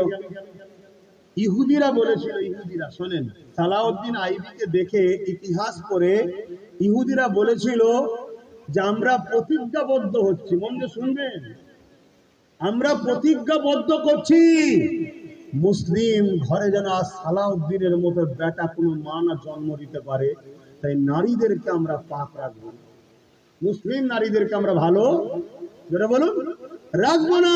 কেন? মা যদি ভালো হয় সালাউদ্দিন হবে, আর সালাউদ্দিন যদি হয় তাহলে পৃথিবীর বুকে 4 লক্ষ একদিকে ছিল, 12,000-এর মিলিয়ে যে জিতেছে, জোরে বলুন সুবহানাল্লাহ। বুঝতে হবে ছেলে ভালো হওয়ার পিছনে মায়ের একটা বড় অবদান আছে। শুধু রূপ দেখে ছুটলে হবে না, গুণ দেখো, গুণ। হ্যাঁ, আর এখন কত ভালো রাখবে? সব থেকে বড় খারাপ এখন মোবাইল। কি মোবাইলে হয়তো তোমার স্ত্রী কোরআন শুনছে, ভালো ওয়াজি শুনছে, খারাপ কিছু নয়, মেয়েটা হয়তো ভালোই মেয়ে, আল্লাহ কার এরম ভালো মেয়ে আছে, নেই কে বলেছে, শুনছে, কিন্তু দাজ্জালি ফিতনা দেখো কেমন, হঠাৎ করে একটা অর্ধ উলঙ্গ আন্ডার প্যানেলে অ্যাড দিচ্ছে, ছেলে চলে এলো, এই হাসছেন কেন? আসেন আসেন, আমরা যখন দেখি অর্ধলঙ্গ মেয়ের ছবি এসে যায় না আসে না? হ্যাঁ, একবার নয় আস্তাগফিরুল্লাহ বললো, দুবার নয় আস্তাগফিরুল্লাহ বললো, তিনবার নয় বললো, আর একবার তো মনে হবে কি বলতে চাইছে দেখি। এক কথা মাথায় ঢুকছে, আরে খারাপটার কথা বলছি নি, ভালোটার কথা বলছি। বাপ, তাহলে ভালোটাও খারাপ হচ্ছে না হয়নি? কেন? সালাউদ্দিনের মতো বেটা যেন না হয়ে যায়। তাহলে আজকে কি হচ্ছে? দ্বিতীয় নম্বর, বাড়ি বাড়ি হামলা। হ্যাঁ, আর খেয়ে দিয়ে কাজ নেই, সব রাত্রিরেই ঢোকে। কি ভুল বলছে না বলেনি? হ্যাঁ, রাত্রিরে ঢুকবে, এটাও সংবিধান বিরোধী কাজ। রাত্রিরে ঢুকবে কেন? কেন দিনের বেলা আসতে পারো না? দিনের বেলা এসে বলতে পারো না? না, আরো অনেক কিছু পাপাচার হয় যেগুলো আমি আর বলছি, বুঝে লাও বাপ। 3 নম্বর আর কি হবে? 3 নম্বর যে কটা আছে, একটা দুটো কথা আজ নাই কাল, কাল নাই পরশু ধরবে। ধরার পরে এত পিটা পিটবে, ওর লাইফটাকে নষ্ট করে দেবে। এটা একটা পরিকল্পনা চলছে। এই কিছুদিন আগে আমডাঙ্গাতে, উত্তর 24 পরগনায়, একজন কেউ একটা ছবি লিখেছে, সেই ছবিতে হুজুর পাক সাল্লাল্লাহু আলাইহি ওয়াসাল্লামের নাম দিয়েছে। আমি জানি ওটা হুজুর নয়, আমি জানি ওটা হুজুর নয়। কেন? আমার আল্লাহ জানে দুনিয়ায় কিছু কিছু জারজ সন্তান, অবৈধ সন্তান আসবে যারা আমার হাবিবকে অপমান করবে। এই আল্লাহ আমার হাবিবের কোনো ফটো ছবি কিছুই রাখেনি, এই জারজ সন্তানরা পাচ্ছে না। তারা একটা আনুমানিক করে কিছু তৈরি করেছে, তৈরি করে বলছে এটা আমার নবীর নাম দিয়ে বলছে উনি, আর তারপরে সেখানে নোংরা আরো কিছু জিনিস করেছে। কথা বুঝে আসছে? এইটাকে আবার আমার কম অনেকে দেখার পরে শেয়ার করে, আমার কম অনেকে এইসব জিনিস পেলে আবার শেয়ার করে। শেয়ার করা মানে জানবে এই নোংরাটাকে তুমি আরো 10 জনের কাছে প্রচার করলে, তুমিও কিন্তু আসামি। এগুলো বোঝো, এগুলো বোঝো। তো যাক, সেইটাকে নিয়ে আমডাঙ্গার এলাকার লোকেরা থানায় গেছে, প্রশাসনকে বলেছে। প্রশাসন কোনো স্টেপ নেয়নি। কি করে নেবে ভাই? প্রশাসন স্টেপ নিতে পারবে? কেন নিতে পারবে না? ওপর থেকে যদি না হুকুম আসে, তাই তো নাকি? হ্যাঁ, স্টেপ লাইনে। স্টেপ যখন লাইনে, স্বাভাবিক মনে কষ্ট হয়েছে, রাগ হয়েছে, লোকেরা নেমে পড়ে যে রোড অবরোধ করবো। চলো, রোড অবরোধ করে ফেললো। আমি এই রোড অবরোধ করা ইসলামের জন্য আমি অপছন্দ করি। কেন?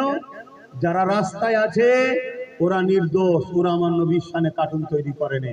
রোড অবরোধ করে তাদেরকে কষ্ট দিলে এটা ইসলাম ইজাজত দেয়নি। কিন্তু রোড অবরোধ করতে বাধ্য করলো কে? প্রশাসন। আর প্রশাসনকে না যাওয়ার জন্য বাধ্য করেছে কে? আমরাই যাদেরকে উপরতলায় পাঠিয়েছি। কি একটু বলেন না, লজ্জা করছেন কেন? তাহলে মূল আসামি ঘুরিয়ে ফিরিয়ে কারা? বলুন না, আমরা। হ্যাঁ, স্বীকার করুন। স্বীকার করলে মার কম হবে, আর না স্বীকার করলে আল্লাহ ডবল মারবে। তো সেই জায়গায় কি হলো, এবারে চাপে পড়ে ছেলেটাকে তুললো, হালকা কেসের ধারা দিয়ে জামিন টামিনের ব্যাপার সহজ করে দিল। কিন্তু পরের দিনে কি হলো, যারা যারা আন্দোলন করেছিল তাদের সব নামে কেস হচ্ছে। এইবারে তাদেরকে তাড়া করছে, ধরছে, ডিস্টার্ব করছে, পিটছে। দেখলেন আমার কথা মিলছে? হ্যাঁ, এই পরিকল্পনা চলছে। আগামীতে আরো অনেক পরিকল্পনা হবে। এই সব কিছুর জন্য দোষী কারা? স্বীকার করুন, স্বীকার করুন। আর মনে রাখবেন, আমাদের মধ্যে মাথায় টুপিতে মুখে দাঁড়িয়ে রেখে মোল্লা মলি সাহেব মাথায় বসে আছে 95%। যারা দেখবেন শুধু বলবে না না না না না না, রাজনীতি করি না, কিন্তু নেতাদের সঙ্গে ফটো তোলে। এগুলো হলো কালপিট বদমাই, এইগুলো তো সব থেকে বড় গাদ্দার। কথা বুঝে আসছে না? না, এই গাদ্দার গুলোকে চিনুন, না হয় কিন্তু আরো ঠকতে হবে, আরো ঠকতে হবে। মনে রাখবেন। এরপরও বলে যাচ্ছি, হ্যাঁ, মানুষ মাত্র ভুল হতে পারে। যদি কেউ নিজের ভুল বুঝে পরিবর্তন হয়ে তওবা করে ফিরে আসে, অবশ্যই আল্লাহ তাকে ক্ষমা করে দেবে। তার নিয়ে আমার কোনো বক্তব্য থাকবে না। কেননা মানুষ মাত্র ভুল হতে পারে, পরিবর্তন হওয়াটা হলো দায়িত্ব। এ যুবকেরা, কোন একটা মানুষ হয়তো ভেবেছিল এই রাস্তা দিয়ে কামিয়াবি রয়েছে, কিন্তু আর যদি সে বুঝতে পারে না এই রাস্তাতে কামিয়াবি নেই, ধ্বংস রয়েছে, সে যদি পরিবর্তন হয়ে যায়, অবশ্যই আল্লাহ তাকে যখন ক্ষমা করে দেবে, তার বিষয়ে আমার কোনো বক্তব্য রাখা উচিত হবে না। কিন্তু পরিবর্তন যদি এই সময় না হয়, আর কবে হবে? যেখানে কেন্দ্র জালিম সরকার ক্ষমতা ধরে ইসলাম বিরোধী আইন তৈরি করে দিল, মসজিদ আজকে নিরাপদে নাই, মাদ্রাসা নিরাপদে নাই, কবরস্থান নিরাপদে নাই, ইসলামের অকাল সম্পত্তি গুলো নিরাপদে নাই। এই জায়গাতে যদি এখনো পরিবর্তন না হয়, আর কবে হবে? আর আমার রাজ্যে যিনি রয়েছে তিনি বলছে দিল্লি যাও, বলছে না? বলে তাহলে এও কত বড় 2 নম্বর দেখছেন? হ্যাঁ, সে যে ছিল মুসলিম দরদি, কিন্তু আসল মুখের ঘুমটা এবার উঠছে, অরিজিনাল মুখ এবার বেরোচ্ছে। এখন মাথায় ঢুকছে তো না? এখন কোন মুসলমানের এখন কষ্ট হচ্ছে না? যদি কষ্ট হয় ঘরে যে বিষ লাগিয়ে দেয়, বালিশের মধ্যে কাঁদিয়ে দেয়। এখানে মসজিদ মাদ্রাসার লড়াই এসে গেছে। এখানে তোর এই বেঈমান নেত্রীর জন্য এখানে কথা বললে হবে না, তাহলে তোমার ঈমান গেছে, লোক জেনে যাবে কাফের হয়ে গেছে। মরে গেলে পায়ে দড়ি বেঁধে ভাগারে ফেলে দিতে হবে, জানাজা পড়া যাবে না, কারণ কুকুর মরা আর মুসলমান মরা এক। শুনছেন তো নাকি? হ্যাঁ, এবারে দেখছি যে লোক সমাজে বলা যাবে না, তো লোক তো ঘরে যে ভিক্স লাগিয়ে দিয়ে কম্বল মুড়ি দিয়ে কান্দি যায়। পুরো ধোকা দিল বলেন তো। হ্যাঁ, বললো বিজেপি কে রুখতে আমাকে জিতাও, আর আজকে যখন কেন্দ্র বিল করেছে ইসলাম বিরোধী, তখন ইনি বলছে বাংলায় আন্দোলন নাই, দিল্লি চলে যাও। তাহলে আমাদেরও তো উচিত ভোটের সময় বাংলায় ভোট নাই, দিল্লি যাও বলা দরকার আছে না? না, প্রত্যেকটা ইমানদার বলবে, আর মুনাফিক মুসলমান বলবে না। প্রত্যেকটা ইমানদার আগামী দিন বলবে, আর যারা মুনাফিক তারা বলবে না। হ্যাঁ, এ যদি ক্ষমা চেয়ে নেয় যে হ্যাঁ আমার এটা বলা ভুল হয়েছে, ভাই আমার ক্ষমা করে দাও, আমি তোমাদের সাথে আছি, আমি সুপ্রিম কোর্টে যাচ্ছি, কেস করব, নিন্দা বিল পাস করছি, তাহলে ভাই আমার কথা আমি উইথড্র করে নিচ্ছি। কথা বলতে তার আগে পর্যন্ত এই বেঈমানকে সাপোর্ট করা ইসলাম অনুযায়ী হারাম। এই মসজিদ মাদ্রাসার দুশ্মন, গাদ্দার এই মসজিদ মাদ্রাসা। শুনছেন তো নাকি? হ্যাঁ, এবার নিতে হয় না, না নিতে হয় চলে যাবে যেদিন, সেদিন বুঝবে। আমি আব্বাস সিদ্দিকীও চিরস্থায়ীর জন্য আসিনি, এজন্যই হক কথা বলে যাচ্ছি। কিয়ামত দিন আল্লাহকে বলবো, আল্লাহ আপনার হাবিব বলেছিল সব থেকে বড় জিহাদ হলো জালিম শাসকের বিরুদ্ধে কথা বলা। জালিমের বিরুদ্ধে কথা বলেছিলাম যেদিন তোমার মসজিদ মাদ্রাসার বিরুদ্ধে লেগেছিল। কিন্তু খোদা, মাথায় টুপিতে মুখে দাঁড়িয়ে রেখে বড় বক্তা মলি সাহেব সে যে একদল দালাল করে বেরিয়েছিল, যারা কওমকে জবাই করেছে, কওমকে ক্ষতি করেছে, কোটি কোটি টাকায় বিক্রি হয়েছে।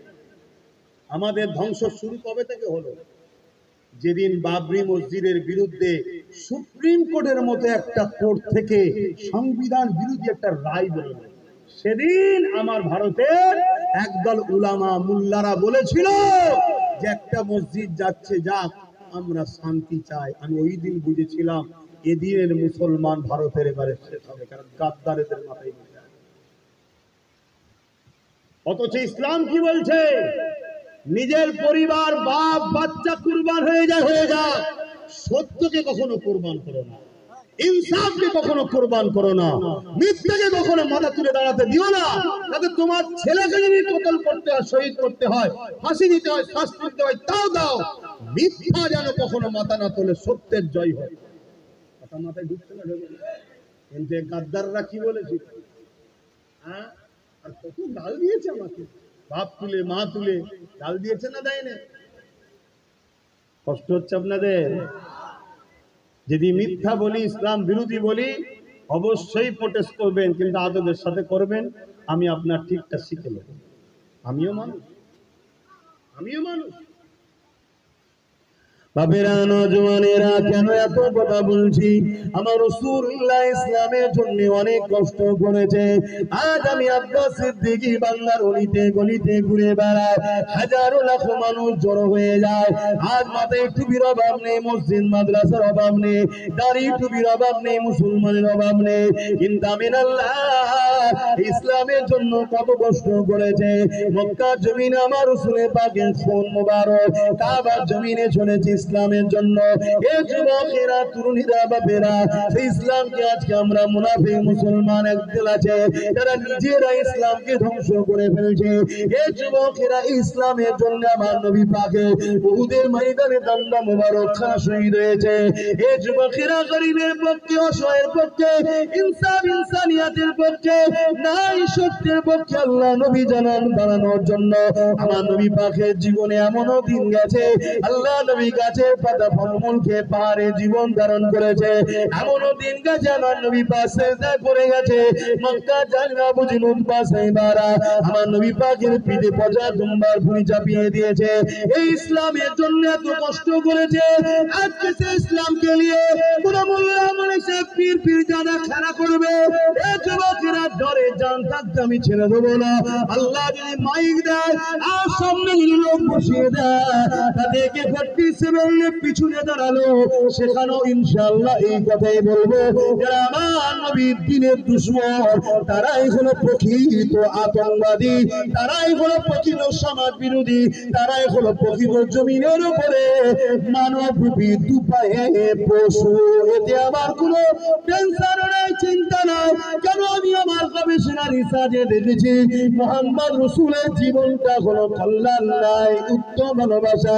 যেখানে নবীর আদর্শে পৃথিবীতে নাই শান্তি প্রতিষ্ঠিত হয়েছে, সেই নবীকে তুমি মানো না আলাদা বিষয়, কিন্তু সেই নবীর বিরোধীকারী যারাই হবে, মনে রাখবেন আর এক কদম আগিয়ে বলছি কোরআনের কথা, আল্লাহ তাদেরকে বলেছে তারা হলো যার সন্তান। শুনছেন তো? সে যদি দাড়ি চেঁচে হয়, সে যদি দাড়ি রেখেও হয়, সে যদি টুপি না পরো হয় বা টুপি মাথায় দিয়ে হয়, সে যদি জুব্বা না থাকে বা জুব্বা পরো যদি হয়, নবী পাকের বিরোধীকারী হলো কোরআনে আল্লাহ জানাচ্ছে যার সন্তান।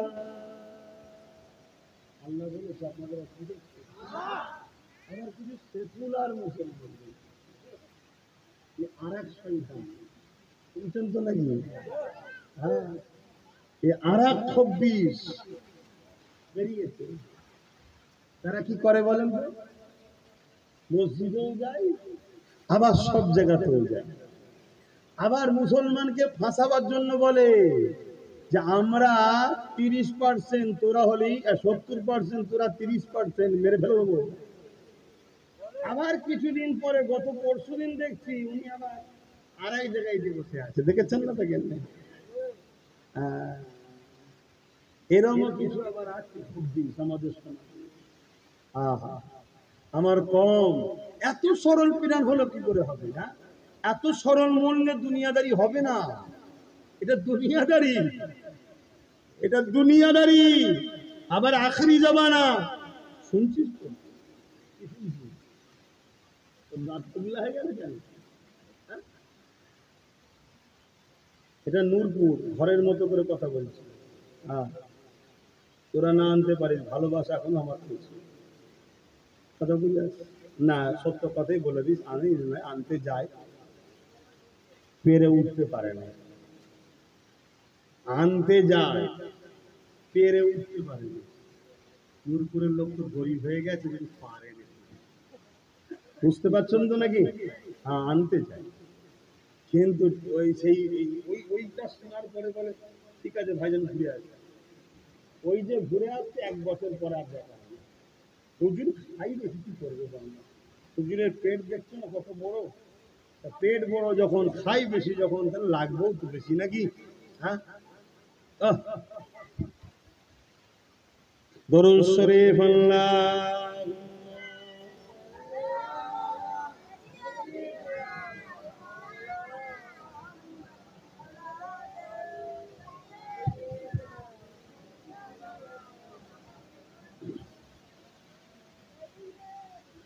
যাদের হৃদয়ে আছে আল্লাহর ভয়, তারা কবু নবী ভুলে যায় না। আল্লাহর প্রেম ছাড়া এই দুনিয়া কারো কাছে কোনো কিছু চাই না।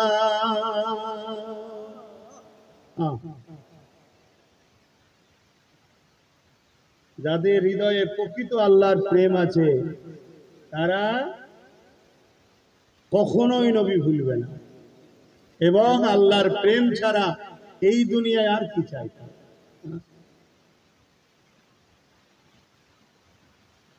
যাদের হৃদয়ে আছে আল্লাহর ভয়, তারা কবু নবী ভুলে যায় না। আল্লাহর প্রেম ছাড়া এই দুনিয়া কারো কাছে কোনো কিছু চাই না। রাতের আধারে যারা সিজদাতে রয়, দু চোখের অসদে নদী জানবান। রাতের আধারে যারা সিজদাতে রয়, দু চোখের অসদে নদী জানবান। ছলনার খাঁচানি যত আসো, ছলনার খাঁচানি যত আসো, পিছনে ফিরো তাকায় না। যাদের হৃদয়ে আছে আল্লাহর ভয়, তারা কবু নবী ভুলে যায় না। দিন কায়েমের পথে যারা অবিচল, তারা হলো আল্লাহর প্রিয়জন। দিন বলতে কি? ইসলাম। ইসলাম প্রতিষ্ঠিত করার জন্য যারা সর্বসময় ব্যস্ত থাকে তারাই তো আল্লাহর প্রিয়জন। আর ইসলাম কি? ইসলাম, ইসলামের সব থেকে ভালো কাজ কি? ক্ষুধার্ত মানুষকে খানা খাওয়ানো। ইসলাম কি? এতিমের মাথায় হাত বুলোলে রাসূল বলছে আমার মাথায় হাত বুলানো হবে। জোরে বলুন সুবহানাল্লাহ। ইসলাম কি? এতিমকে পরনের কাপড় দিলে রাসূল বলছে আল্লাহ তাকে জান্নাতি লেবাস দেবে। জোরে বলুন সুবহানাল্লাহ। ইসলাম কি? বড়দের সম্মান, ছোটদের স্নেহ, মজলুম যদি অমুসলিম হয় তার পাশে দাঁড়িয়ে আল্লাহর সৃষ্টিকে হেফাজত করা, ওই অমুসলিমকে রক্ষা করা, এর নাম তো ইসলাম। আজকে আমরা দিন কায়েম অর্থাৎ ইসলাম বাস্তবে আনা, আজকে সমাজের বুকে স্কুলগুলো বন্ধ হচ্ছে, প্রতি অঞ্চলে অঞ্চলে মদের দোকান খোলা হচ্ছে। মাতাল মাতাল শুনছেন তো নাকি? এই সমাজে এমন হাজি আছে, আমার কাছে প্রুফ আছে বাপ, রাত্রিরে বাড়ি বাড়ি মদ পাঠাচ্ছে। ও হাজি সাহেব আছে না? কেন? কালকে একটু ভালো করে আমাদের হয়ে কাজটা করে দিবে, একটু খেয়ে। শিক্ষাকে তুলে দিচ্ছে। অত ইসলাম শিক্ষার নাম ইকরা। ইসলামের প্রথম কথা হলো পড়ো, শেখো, জানো, সেটাকে তুলে দিচ্ছে। আম মানুষ নাই, ভুল করতে পারে। আমরা মোল্লা মুলি সাহেব হুঁশ নাই, সমাজ থেকে ইসলামকে মুছে দিচ্ছে, আমাদের খেয়াল নাই। আমাদের তো প্রত্যেকটা মসজিদের খুতবায় বলা দরকার, প্রতিটা মজলিসে কথা বলা দরকার যে নেশার কারণে সমাজে ক্রাইম হচ্ছে, নেশার কারণে সমাজের নারীদের সংসারগুলো ডিভোর্স হচ্ছে, নেশার কারণে তিলোত্তমা বোন খুন হয়ে গেল, নেশার কারণে আজকে সমাজে অ্যাক্সিডেন্ট হচ্ছে, নেশার কারণে যুব সমাজ সংসার জীবন নষ্ট হয়ে যাচ্ছে, কাজ কারবার নষ্ট হচ্ছে। এই নেশাকে ব্যান করা দরকার। কি দরকার আছে না? না, ও যে জাহান্নামে যায় যাকে দেখ, আমার হালুয়া রুটি হলেই হলো, দে দে, এইসব চলছে। তো অসুবিধা হচ্ছে। আপনাদের অসুবিধা না হওয়াটাই স্বাভাবিক। তো মানতেই মানবেন, না মানতেই ফেলে দেবেন, মিটে গেল। কিন্তু দুশ্মন আমার বাড়ছে, দুশ্মন আমার ডেলি ডেলি দুশ্মন বাড়ছে, আপডেট হচ্ছে, দুশ্মন বাড়ায় ডেলি ডেলি। আর আমিও জানি ও যত দুশ্মন বারে বারুকে যাবে, তকদীর আল্লাহর কুদরতি হাতে আছে। জোরে বলুন সুবহানাল্লাহ। আমি যখন হক কথা বলছি, ভুল কিছু যখন বলিনি, টেনশন লিবার কোনো কারণ না। খোদা যদি আমাকে ওই মাকাম দেয় যে মাকাম হযরতে খালিদ বিন ওলীদ আল্লাহর কাছে রোজ চাইতো, কি আল্লাহ আমি আপনার দ্বীনের জন্য, আপনার সৃষ্টির জন্য, ইনসাফ ইনসানিয়াতের জন্য, মুহাম্মদ রাসূলুল্লাহর জন্য, হকের জন্য আমি আল্লাহ গরিবের জন্য, জালিমদের বিরুদ্ধে আমি সংগ্রাম করতে যাই। আল্লাহ মুসলিমদের সাথী হই, জালিমদের অস্ত্রের আঘাতে আমি যেন শহীদ হয়ে যাই। আল্লাহ আমি শহীদ হয়ে যাই, এ দরজা যেন আমায় পায়। রোজ দোয়া করে। 120 থেকে 25টা লড়াই করেছে, 120 থেকে 25টা লড়াই খালিদ বিন ওলীদের নেতৃত্বে আল্লাহ বিজয় দান করেছে। জোরে বলুন সুবহানাল্লাহ। কিন্তু 120-25টা লড়াইয়ের পর একদিন, এবারে হায়াত তো সবার শেষ হবে রে বাবা, একদিন বিছানায় শুয়ে আছে, ইন্তেকালের সময় হয়ে গেছে, খালিদ বিন ওলীদের চোখ দিয়ে পানি গড়াচ্ছে। স্ত্রী জিজ্ঞেস করছে আপনি কাঁদছেন কেন? আমার বড় আফসোস, আমাকে আল্লাহ শহীদ কেন করলো না? কেন? এত বড় দরজা, শহীদের দরজা কি? হ্যাঁ, যে অবস্থায় ইন্তেকাল করবে কিয়ামতের দিন ওই অবস্থায় উঠবে, ওই অবস্থাতেই আল্লাহ থেকে বেহিসাব জান্নাত দেবে। জোরে বলুন সুবহানাল্লাহ। হায় হায়, কত বড় কপাল আব্বাসের হয়েছে বলে মনে হচ্ছে। কথা বুঝছেন না? বোঝেন না? পাপী গুনাহগার মানুষ, যদি এত বড় কপাল হয় তো বিরাট নসিবের ব্যাপার। আরে মরতে তো আজ নাই কাল হবে, আমাকেও হবে, পালিয়ে বাঁচবে কোথায়? হ্যাঁ, তেল মাখিয়ে মাখিয়ে কতদিন চালাবে? কি আব্বা জান বলবেন তো, কতদিন চলবে? আমি মুরব্বীকে খুব চিনি। কথা বুঝে আসছে তো নাকি? হাতে পালিয়ে যাবার কোনো উপায় আছে? আওয়াজ জোরে, পালিয়ে যাবার উপায় আছে? আরে চোখের সামনে দেখা যাচ্ছে দাদু দাদি বেঁচে আছে, নাতি পুতা চলে গেছে, চোখের সামনে ঘটছে, কত ছোট ছোট মানুষ চলে যাচ্ছে। আহা, হক কথা বলো। যদি বলতে না পারো, নীতিটা ঠিক করো, হকের নীতি ঠিক করো, তাতে 10 জন থাকো, মজবুত থাকো, বাকি কারো বিরোধেরও দরকার নেই, মিশারও দরকার নেই। কেন? তোর নীতি আলাদা, আমার নীতি আলাদা। ভাই তুই তোর রাস্তায় চলে, আমার রাস্তায় চলতে দে। কথা মাথায় ঢুকছে তো? বাপজান আমার, খালিদ বিন ওলীদকে তিনার স্ত্রী জিজ্ঞেস করছে আপনি কাঁদেন কেন?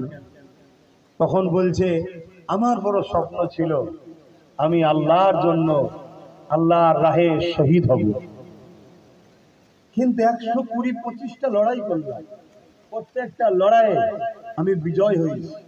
এমনকি রোমে 2 লক্ষ সৈন্য ছিল। কত? বলুন, 2 লক্ষ। খালিদ বিন ওলীদ হুজুর মাত্র 3000। আবার 3টে সিপাহসালার আগে ছিল, 3 জনই শহীদ হয়ে গেছে। 4র্থ নম্বরে খালিদ বিন ওলীদের হাতে ইসলামের ঝান্ডা এলেই প্রথম। এর আগে তো ইসলামে ছিলেন না। ইসলামে আসার পর ইসলামের যুদ্ধের নেতৃত্ব ঝান্ডা সিপাহসালার হিসেবে এই প্রথম আসলো। রোমের বিরুদ্ধে 2 লক্ষ সৈন্যের মোকাবেলায় মাত্র 3000। আল্লাহ সেখান থেকে তিনাকে বিজয় দিয়েছে। জোরে বলুন সুবহানাল্লাহ। ভাবতে পারছেন? ভাবতে পারছেন? আর আজকে আমরা এত এত শুনছেন, এত আমরা শুধু বলছি কি হবে, কি করব, কি করে পারি। আবার যদিও বা 2-4টে ছেলে ভাবে চল, অমনি আবার কেউ এসে বলবে ওসব চলবে না, ইসলামে খেলাফত চলে। হ্যাঁ, ইসলামে খেলাফত চলে। কত বড় দালাল! হ্যাঁ, ইসলামিক রাষ্ট্র নাকি এটা খেলাফত চলবে? এটা ইসলামিক রাষ্ট্র? হ্যাঁ, এটা তো সর্বধর্মের লোকের। এখানে যে সংবিধান অনুযায়ী যে সিস্টেম আছে তার মধ্যে দিয়েই আমাদেরকে করতে হবে, কিন্তু ইসলাম বিরোধী কোনো কাজকে অ্যাকসেপ্ট করা যাবে না। আমার সংবিধান ইসলাম বিরোধী কোনো কাজ করতে বলেছে নাকি যে অ্যাকসেপ্ট করতে হবে? না, মানুষকে স্বাধীন দিয়েছে। কথা বুঝে আসছে না? তাহলে সেই জায়গায় আবার কেউ যদি মন নেয় তাকে আবার দমিয়েও দেওয়া হচ্ছে। এই একটা পরিকল্পনা চলছে। যা হযরত খালিদ বিন ওলীদ নিজের স্ত্রীকে বলতে লাগলো, আমার প্রাণের স্ত্রী, আমার শরীরের অঙ্গগুলোকে দেখো, কোন একটা জায়গা পাও কি যে জায়গাতে কাটার চিহ্ন নাই? এ নওজোয়ান তরুণেরা, হযরত খালিদ বিন ওলীদ হুজুরের স্ত্রী শরীরকে চেক করতে লেগেছে। চেক করতে করতে বলছে, এমন কোন জায়গা পেলাম না, হয় নিজার আঘাত, না হয় তীরের আঘাত, না হয় বল্লমের আঘাত, নয় তরোয়ালের আঘাত, পুরো শরীরটায় আঘাতে ভরা, কিন্তু তথাপি আমি শহীদ কেন হলাম না? আল্লাহ পাক আমাকে এই দরজা কেন দিল না? ওই সময় খালিদ বিন ওলীদকে তিনার স্ত্রী বলেছিলেন, আপনি মনে দুঃখ নেবেন না, পৃথিবীর কার ক্ষমতা আছে আল্লাহ পাকের তরবারকে ভেঙে দিতে পারে? আল্লাহ তো আপনার নাম দিয়েছে সাইফুল্লাহ, আল্লাহ তরবার। এই জন্য আল্লাহ আপনাকে কারো কাছে শহীদ হতে দেননি। হে যুবকেরা, তরুণীরা, বাপেরা, শহীদের কতটা মর্যাদা, শহীদের কতটা দরজা, শহীদের কতটা ইজ্জত সম্মান। আর দুনিয়ার জমিনে আমরা দুনিয়ার লোকদের সাথে নিজেদের জান দিয়ে দিচ্ছি। সামান্য বিজনেসে চললে, এক হাত ছেড়া ছেড়া পাঠ করলে টাকা লোভে আমরা বেরিয়ে চলে যাচ্ছি। সামান্য জমি জায়গার জন্য ভাই ভাই ঝগড়া করে ফেলতেছে, সামান্য দুনিয়ার স্বার্থে মারপিট করে মরে যাচ্ছে। অথচ এই জমিনকে অন্যায় মুক্ত করার জন্য, এই জমিনকে দুর্নীতি মুক্ত করার জন্য, এই জমিনকে অত্যাচারের হাত থেকে বাঁচাবার জন্য, এই জমিনকে সন্ত্রাসের হাত থেকে বাঁচাবার জন্য, আল্লাহ শ্রেষ্ঠ সৃষ্টি মানুষ জাতিকে জালিমদের হাত থেকে বাঁচাবার জন্য ন্যায় সত্য ইনসাফের রাস্তা রাসূল যে দেখিয়েছে, ওই রাস্তায় যদি আমরা সংগ্রামের জন্য এগিয়ে যাই, এই অবস্থা যদি আমাদের মরণটা হয়ে যায়, অবশ্যই আল্লাহ শহীদের দরজা দেবে। ওই দরজাটা কত বড় সম্মান হবে! কিয়ামতের দিনে আল্লাহ জান্নাতীদিগকে বলবে, হে আমার জান্নাতীরা, তোমরা দুনিয়ার জমিন থেকে এসেছো আমার জান্নাতে, আমার জান্নাত তোমাদের কি পছন্দ হয়েছে বলো? না দুনিয়ার জমিনটা ভালো ছিল, না দুনিয়াতে তোমরা যেতে চাও? ওই সময় জান্নাতীরা বলবে, ও রব্বি আল্লাহ, না আমরা জান্নাত ছেড়ে যেতে চাই না। কেন? জান্নাতের কোনো তুলনা হয় না, তো সুন্দর জায়গা। আল্লাহ আপনার জান্নাত থেকে আমরা যেতে চাই না। কিন্তু একদল মানুষ দাঁড়িয়ে যাবে, ও রব্বি আল্লাহ, আমরা আপনার দুনিয়ার জমিনে যেতে চাই। আল্লাহ পাক বলবে, বান্দারে, দুনিয়ায় কি এমন মজা পেয়েছো, আমার জান্নাতটা পেলে না? এই সময় বললেন, আল্লাহ পাক, অবশ্যই আপনার জান্নাত বড় সুন্দর, তবে দুনিয়াতে একটা মজা পেয়েছি, ওই মজাটা আপনার জান্নাতে পাচ্ছি না। কি মজা বান্দারে? ওই সময় বান্দা বলতে লাগবে, ও রব্বি আল্লাহ, দুনিয়ার জমিনে আপনাকে খুশি করার জন্য, আপনার হাবিবের দেখানো রাস্তা সুন্নাত তরিকায় চলার জন্য দুনিয়ার মানুষ আমাদের জুলুম করেছে, আমাদের উপরে অত্যাচার করেছে। আমরা ন্যায়ের পক্ষে শক্ত হয়ে দাঁড়িয়েছিলাম, হকের পক্ষে দাঁড়িয়েছিলাম, আপনার দ্বীনের পক্ষে ছিলাম, ইনসাফ ইনসানিয়াত ন্যায় মানবতা সত্যের পক্ষে ছিলাম। এই হকের পক্ষে দাঁড়ানোর জন্য দুনিয়ার জালিমরা আমাদেরকে হত্যা করে দিয়েছিল, যখন আমাদেরকে তারা কতল করে দিচ্ছিল, শহীদ করে দিচ্ছিল, আপনার রাস্তায় শহীদ হওয়ার সময়টা যে মজা পেয়েছিলাম, যে আল্লাহ আমাদেরকে বানিয়েছে, আল্লাহর জন্যই মরণ হচ্ছে, এই মরণের মজাটা আপনার জান্নাতে না। আরো জোরে বলুন সুবহান।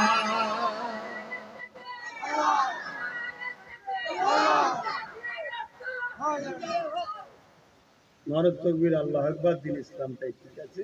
আমার নবী স্লোগান দাও, বলো লাব্বাইক লাব্বাইক লাব্বাইক, নারে দিব। এবার দাদা হুজুরেরটাও দেবে, কেন তার উসিলায় বাংলার মানুষ আমরা ইসলাম পেয়েছি, না নেমো খারামি করা হবে। আমাদের সবার থেকে দাদা হুজুরকে আল্লাহ রসুল বেশি ভালোবাসে। জোরে বলুন সুবহানাল্লাহ। হ্যাঁ, ওলিদের সাথে থাকবে। আজকাল কিছু লোক আছে ওলি আল্লাহর দুশ্মন তৈরি হচ্ছে, আর ইসলাম বিদ্বেষীদের ষড়যন্ত্র। আল্লাহ নবী যেখানে বলেছে ৭৩টা দল হবে, ৭২ জাহান্নামী হবে, একটা দল জান্নাতি হবে। ডিসাইড করো দাদা হুজুর জাহান্নামী না জান্নাতি। যদি জান্নাতি মনে হয় তাহলে দুটো দল যাবে না, এনাকে মজবুত করে ধরে রাখো। অনেক রকম দলিল দেখাবে, অনেক কোরআন হাদিস দেখাবে, ভেতরে ভেতরে ভেতরে ভেতরে সব ইসলামিক দুশ্মন শাসকদের সঙ্গে সব সেটিং করে বসায়। কথা বুঝে আসছে? হ্যাঁ, একটার পর একটা ইসলাম ধর্মের বিষয়ে যে হাত তুলছে, এর পিছনে অনেক মুনাফিক মানুষ। তো যাক ভাইয়ের আমার, হকের পক্ষে থাকতে হবে। আল্লাহর হুকুম যেদিন যেভাবে হবে চলে সবাইকে যেতে হবে, কিন্তু ন্যায়ের পক্ষে থাকো, গরিবের পক্ষে থাকো, অসহায়ের পক্ষে থাকো। সে গরিব যদি অমুসলিম হয় তারও পাশে দাঁড়াও, কোন মজলুম যদি অমুসলিম হয় তারও পাশে দাঁড়াও। কথা বুঝে আসছে? জালিমের পক্ষে থেকো না। আজকে অনেক মুসলমান আছে, নামধারী মুসলমান, তারা জালিমের খাতায় নাম লিখিয়েছে। তারা আমাদের কেউ না, তাদের সঙ্গে ইসলামের কোনো সম্পর্ক নেই। মুসলিম দাবি করলেই হয়ে যায় নাকি? সন্ত্রাস আর ইসলাম পেট কি বলে, দুধ আর পানি একসাথে যদিও বা হতে পারে, পেট্রোল পানি যদিও একসাথে হতে পারে, দিন আর রাত কি বলে, আলো আর অন্ধকার যদিও একসাথে হতে পারে, হয় না আমি জানি, কিন্তু মনে রাখবেন ইসলাম আর সন্ত্রাস কোনদিন একসাথে হতে পারে না। এর থেকেও চরম ব্যাপার হচ্ছে এটা। তো সেই জায়গায় আজকে যারা সন্ত্রাসী করবে, জুলুম করবে, আতঙ্ক তৈরি করবে, গরিব মানুষের উপরে অত্যাচার করবে, মানুষের উপরে লুণ্ঠন করবে, এটা হক নাশ।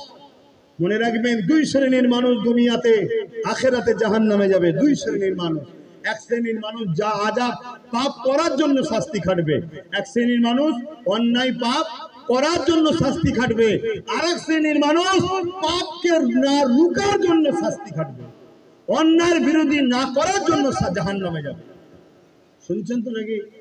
আব্বাস সিদ্দিক এমনি চিল্লাচ্ছে না, বাঁচার জন্য চিল্লাচ্ছি। দুনিয়ায় কত বছর কেটে গেল, আর কত বছর আছে আল্লাহ ভালো জানে। আখেরাতে কি করে বাঁচবো যদি হক কথা না বলি, অন্যায়ের বিরুদ্ধে যদি না বলি? এজন্য চিল্লাচ্ছি। বাপ, ভাই আমার, মা আমার, বোন আমার, সংগঠিত হন, ঐক্যবদ্ধ হন, সমাজকে অন্যায় মুক্ত করার জন্য। এবং পাশাপাশি, আরে বাচ্চাটা কাঁদছে, আরে চোখ দিয়ে পানি দিয়ে জালি যা। হ্যাঁ, কি বলছো? যা ঘরে যা। কি কথা? ছোট ছেলে, কষ্ট হবে না? যাও, ঠিক আছে, করে নিচ্ছি। তো যাক ভাইয়ের আমার, পেলাম কাছে, কিছু কথা বলে নিলাম। আপনারা মনে কেউ কষ্ট নিচ্ছেন যদি নেন, আমার কিছু করার নেই ভাই, কিচ্ছু করার নেই। মানতে যদি পারেন আলহামদুলিল্লাহ, আসুন একসাথে চলি। আর না মানতে পারেন,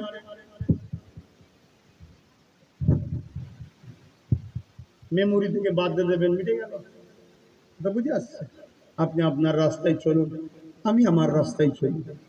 আর যদি মানতে পারেন তাহলে একসাথে আসুন, একসাথে চলুন। ওয়াকাফকে বাঁচাতে হবে। ওয়াকাফ সম্পদ আমাদের, এটাকে বাঁচাতে হবে। তার আগে আসুন একটু সালাম দিয়ে নিই, সংক্ষেপে একটু ওয়াকাফ দু কথা বলে দোয়া করবো। ইয়া নবী সালাম।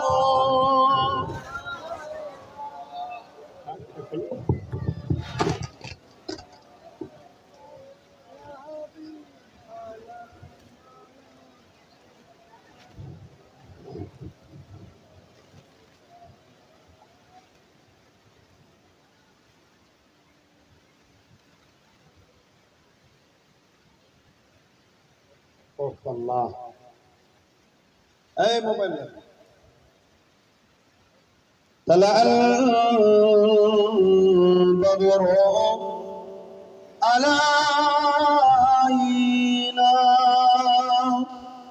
من شنيعة الوداع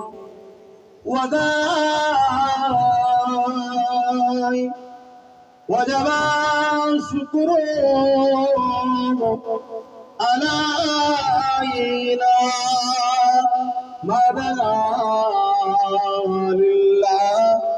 আহিদাই আরবি সালাম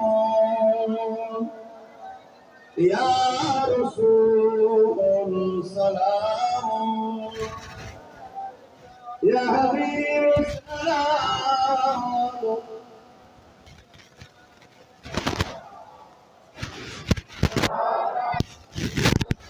কঠিন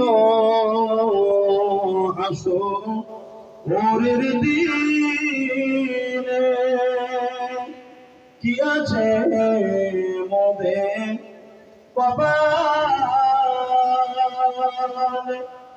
গুনাহগার আকো আপনার লইবেন সঙ্গে মাহশরে আলাইহি সালাম ইয়া রাসূল সালাম ইয়া হাবিব সালাম সালামাতুল্লাহ শুকরে গায়ে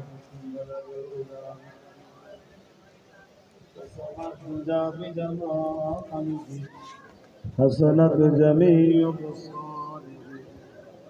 صلوا عليه وآله اللهم صل على سيدنا مولانا محمد وعلى آله বাপজান আমার দোয়া চাইব তার আগে সংক্ষেপ কথা ওয়াকাফ আমার কওমের প্রচুর মানুষ এখন জানে না এই বিষয়টা কি ইসলাম ধর্মে কোন মানুষ যদি আল্লাহর রাহে কোনো জিনিসকে উৎসর্গ দান করতে চায় সেটাকে বলা হয় অফ করা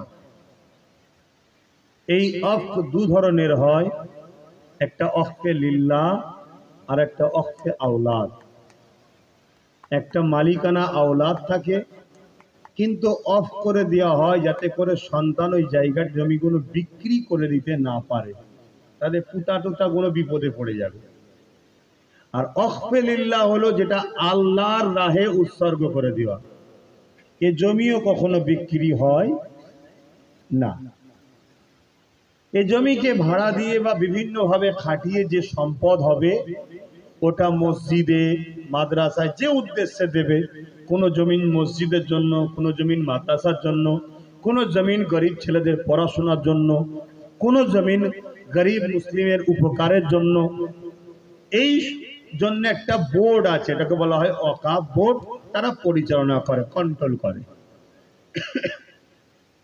ঠিক তেমনই হিন্দু ভাইদেরও ঠিক এরকম সম্পদ আছে যেটা আমাদের সমাজে মিথ্যা প্রচার চলছে যে ওনাদের নাই আমাদের আছে অতএব আমাদেরটা ব্যান্ড করতে হবে না ওনাদেরও আছে ওনাদেরটা বলা হয় দেবত্ব সম্পদ আদিবাসীদেরও রয়েছে জল জঙ্গলের সম্পদ খ্রিস্টানদেরও আছে শিখ আছে পাঞ্জাবি সব সম্প্রদায়ের অর্থশালীরা তাদের ধর্মের মানুষের ডেভেলপমেন্ট করার জন্য এডুকেশন ধর্মীয় কাজে খরচ করার জন্য এসব অ্যাসেট জমি জায়গা দিয়ে গেছে ভারতবর্ষে মুসলমানদের ওয়াকাফ সম্পত্তি কম বেশি 28 থেকে 29 লক্ষ বিঘে জায়গা ভাবতে পারছেন কতটা 28 থেকে 29 লক্ষ বিঘে জায়গা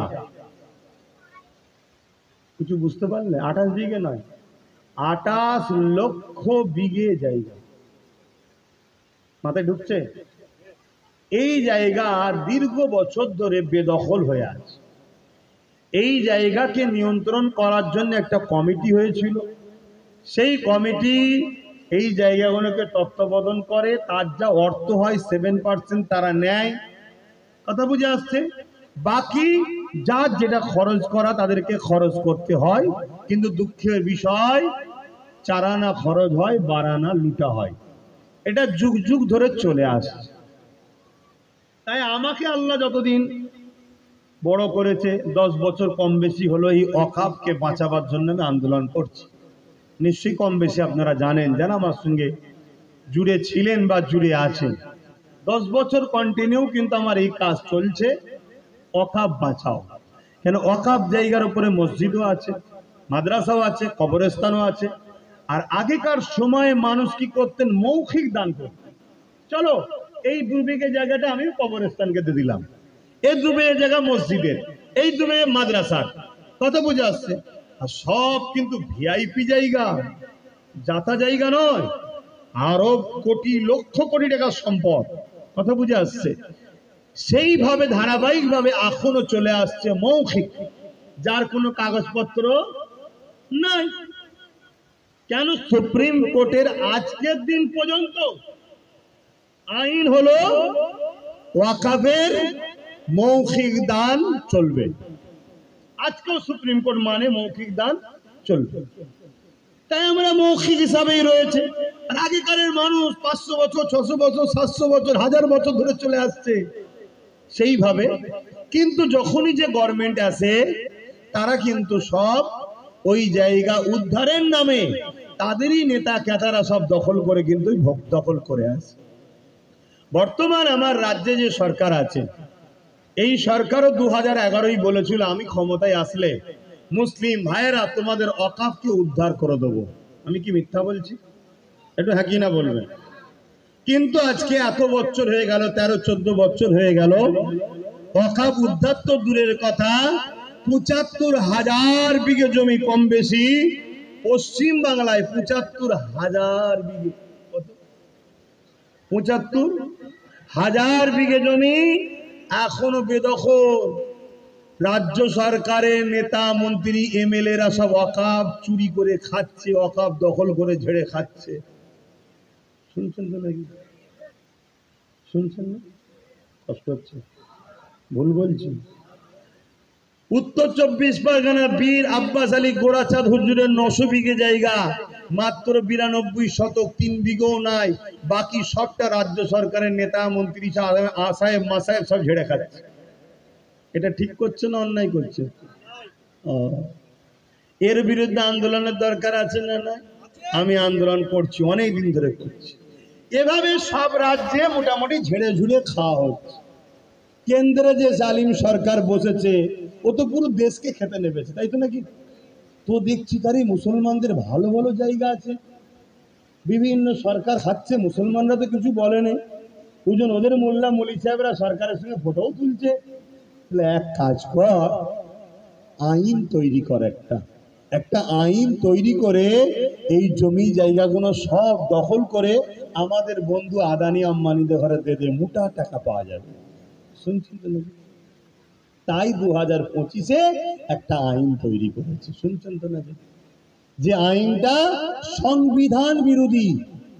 তাহলে সংবিধানের বিরুদ্ধে যখন গেছে, এই আইনের বিরুদ্ধে লড়াই করা প্রত্যেকটা দেশবাসীর দায়িত্ব। পাশাপাশি ওয়াকফ আমাদের ধর্মীয় সম্পদ, আমাদেরও দায়িত্ব ওয়াকফকে বাঁচাবার জন্য, ঠিক না? ঠিক, সারাংশটা বুঝে এসেছে? তাহলে কেন্দ্র সরকার অন্যায় করছে না, করে না? আর বাকি যারা আগে ঝেড়ে খাচ্ছিল, যা সবকিছু ভুলে যাও, এখন আন্দোলন করতে হবে, তাই তো নাকি? এই আন্দোলনটা হওয়া উচিত কেমন? ওয়াকফ কালা কানুন মানছি না, মানবো না, ঠিক পাশাপাশি এটাও তো দরকার, ওয়াকফ সম্পদ আমাদের সম্পদ, আমাদেরকে সম্পূর্ণ সম্পদ ফিরিয়ে দেওয়া হোক। এই আন্দোলনেরও দরকার আছে না? না, কিন্তু সে আন্দোলন হচ্ছে বল। তাহলে আন্দোলন 2 ধরনের হচ্ছে।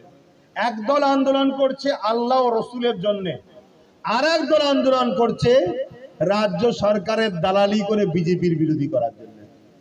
শুনছেন তো নাকি?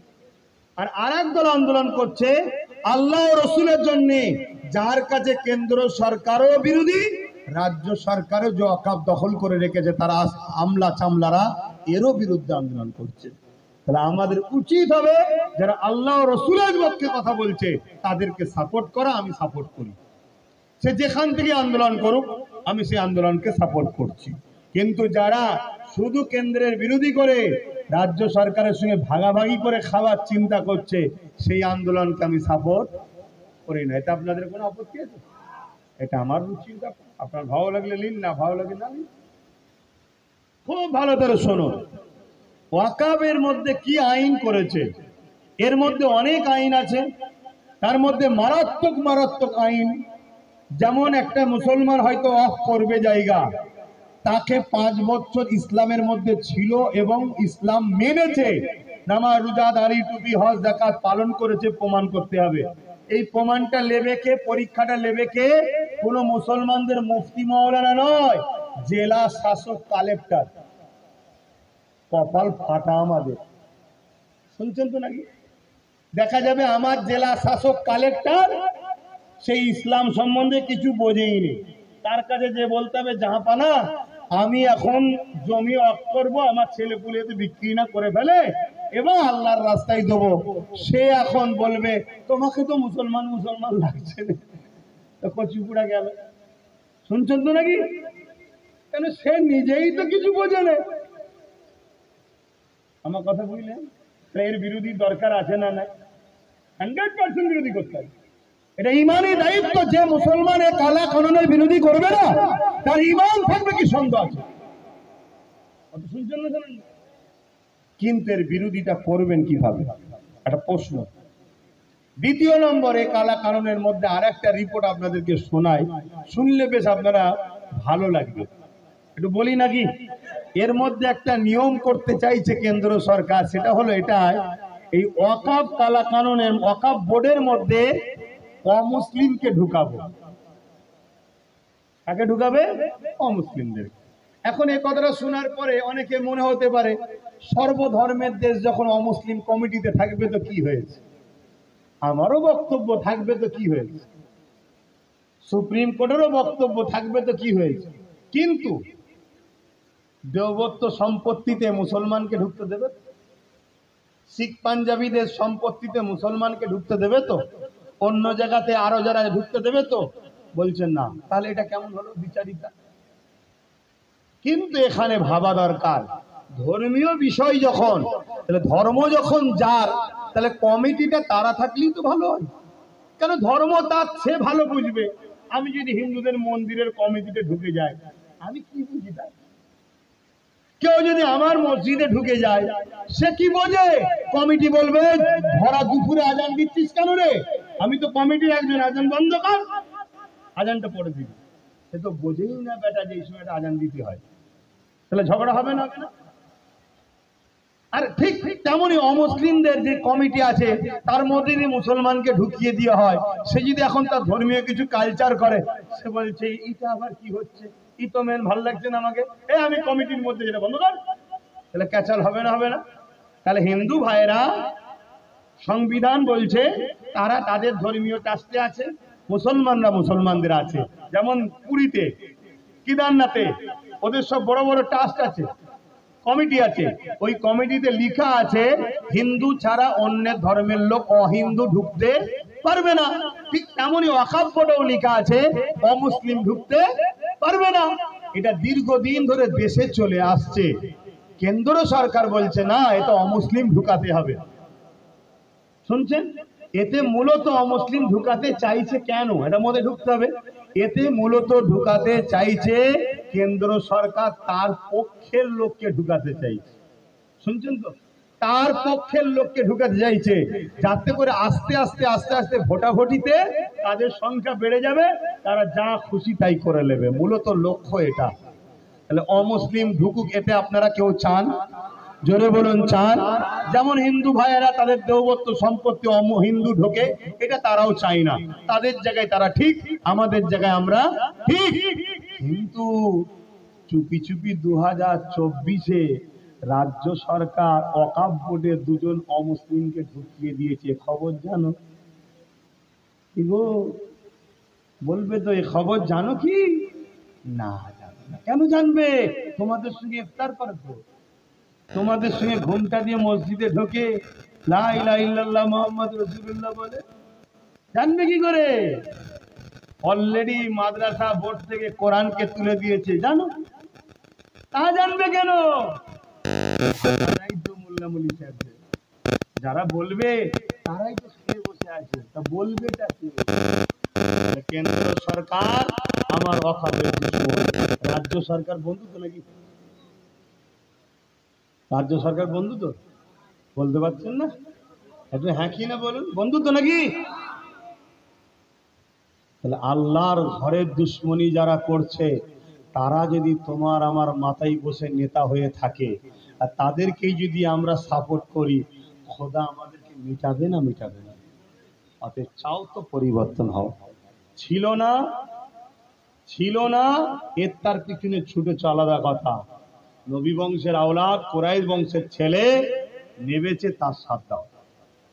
কথা শুনছো না? শোনো না। আমি হুজুর আসবো, বাবারাই করব, আমি কবর জিয়ারত করব, পানিতে ফু দেবো, জলসা করব, আমার জায়গায় আমি ঠিক আছে। আরো হুজুর আসবে, আরো মুফতি মাওলানা আসবে, কিন্তু কেউ যখন নেবেছে সমাজকে পরিবর্তন করার জন্য, কেউ যখন নেবেছে গরিব মুসলিম আদিবাসী দলিত হিন্দুদেরকে জালিমদের হাত থেকে বাঁচাবার জন্য, কেউ যখন নেমেছে তিলক তোমার হয়েও চিল্লাবে, আনিস খানের হয়েও চিল্লাবে, সে যখন তোমার নবীর বংশের আওলাদ, তোমার ইমানি দায়িত্ব তার সাথ দেওয়া দরকার আছে না নাই? তুমি ডায়ে বায়ে দেখছো কেন? ফাইসাল্লাহ জমিনে হয় না আসমানে হয়? পরিবর্তন হও, আল্লাহ তোমাদেরকে সাহায্য করবে। কথা ক্লিয়ার? এবারে বলুন, এই ওয়াকফ বিলকে বাতিল করা সম্ভব আছে না নাই? পন্থা কি? ওই কলকাতায় যে মিছিলের নামে, মিটিং এর নামে, আর হিন্দু ভাইদের বাস থেকে ধর্মীয় পতাকা খুলে লিবা, এ তো আরো 20 ফুড়া করে দিলে, এ তো 20 ফুড়া হয়ে গেল। এবারে আন্দোলন করতে হবে, কিন্তু সর্বপ্রথম শোনেন, কোন জিনিস যদি আইন হয়ে যায়, তাকে আইনের অস্ত্র দিয়ে কাটতে হবে। দ্বিতীয় নম্বর কথা, তাই তো সুপ্রিম কোর্টে নওশাদ সিদ্দিকী গেছে। কি গো, গেছে না যায়নি? হ্যাঁ, আসো সবাই মিলে আওয়াজ তুলি, রাজ্যের যিনি দায়িত্বে আছে তাকে যেতে হবে সুপ্রিম কোর্টে। তোলা দরকার আছে না নাই? বলার অধিকার আছে না নাই? হ্যাঁ, যেখানে যেখানে আহলে সুন্নাত ওয়াল জামাতের ছেলেরা মিটিং করছে, ওখানে পুলিশ দিয়ে বাধা দিচ্ছে, মিটিং হবে না। কেন? এখানে মিটিং হলে আমার বিষয়েও কথা হবে। মিটিং তাদেরকে করতে দেবো যারা আমার গুণ গাইবে, তারা মিটিং করবে, বাকিরা মিটিং করবে না। আমি ওদেরকে বলেছি একটা ডেট দেবো, কেন এখন ব্যস্ত কষ্টের মধ্যে আছি, তারপরেও বলেছি ডেট দেবো একটা। কথা বুঝে আসছে? মিটিং তো হবেই রে বাবা, এটা কি কারো বাবা খালি সম্পদ নেই? ছেড়ে দিয়েছি বলে কি, ছেড়ে দিয়েছি বলে, ছাড় দিয়েছি বলে কি ছেড়ে দিয়েছি নাকি? না না, তো ছাড় দিয়েছি, ছেড়ে দিইনি। ইনশাল্লাহ বিজয় হবেই, বলুন ইনশাল্লাহ। হ্যাঁ, তবে চিটেগুলোকে আল্লাহ আগে উড়িয়ে দেবে, তারপরে চিটে নেবেন আল্লাহ। তো যাই হোক, এর তাহলে প্রথম নম্বর কি? আইন যখন হয়ে গেছে, আইনের অস্ত্র দিয়ে কাটতে হবে। তাহলে সুপ্রিম কোর্ট সবচেয়ে বড় আইনের জায়গা, সেখানে যেতে হবে। দ্বিতীয় নম্বর কি? যে ক্ষমতায় তারা আইন তৈরি করেছে, এই ক্ষমতাটা কি ভাই? একটু বলবেন না? রাজ ক্ষমতা, সংখ্যা গরিষ্ঠতা দেখিয়ে, গায়ের জোর দেখিয়ে সংবিধান বিরোধী বিল করেছে। আমাদের ঘরেও যত সেকুলার দল বলে, তারা যদি সত্যি সেকুলার হয়, চলো মিটিং করো, দেখাবো, কিন্তু কোনোদিন যদি কামিয়াবি হয়, এই বিলকে তোমরা বাতিল করতে হবে। চলো, কোর্ট পেপারে লিখে সই হবে, স্ট্যাম্প হবে। শুনছেন না শোনেননি? সেকুলার দলগুলোকে লাও, নিয়ে করো, এবার তো বুঝে যাবে কে সেকুলার আর কে সেকুলার সেজেছে। ঠিক ভুল বলছি নাকি? হ্যাঁ, এক জায়গায় করো, করে তোমাদেরকে আমাদেরকেও রাজনীতি করতে হবে, ওগুলো আমাদের ঘরে আগিয়ে আসতে হবে। একদিন আমাদের ক্ষমতা অবশ্যই আসবে ইনশাল্লাহ। সেদিন এরা যেমন সংখ্যাগরিষ্ঠতা দেখিয়ে বিল করেছে, আমরা সংখ্যাগরিষ্ঠতা দেখিয়ে আমাদের সম্পদ আমরা ফিরিয়ে নেব, বলো ইনশাল্লাহ। 3 নম্বর প্রসেসিং আমার আইডিয়ায় কি? আন্দোলন বাড়াতে হবে।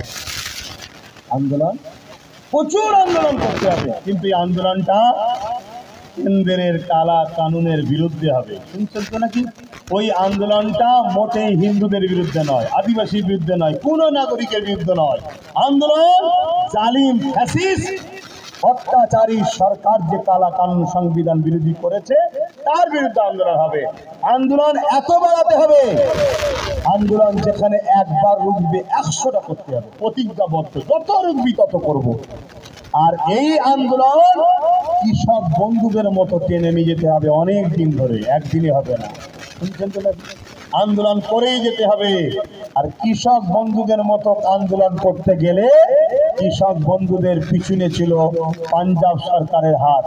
তাই পাঞ্জাব সরকার যেমন তাদেরকে সাথ দিয়েছিল, রুটি রুজি, খাওয়া দাওয়া, তেল, গাড়ি ভাড়া সব দিয়েছিল, জানেন তো নাকি?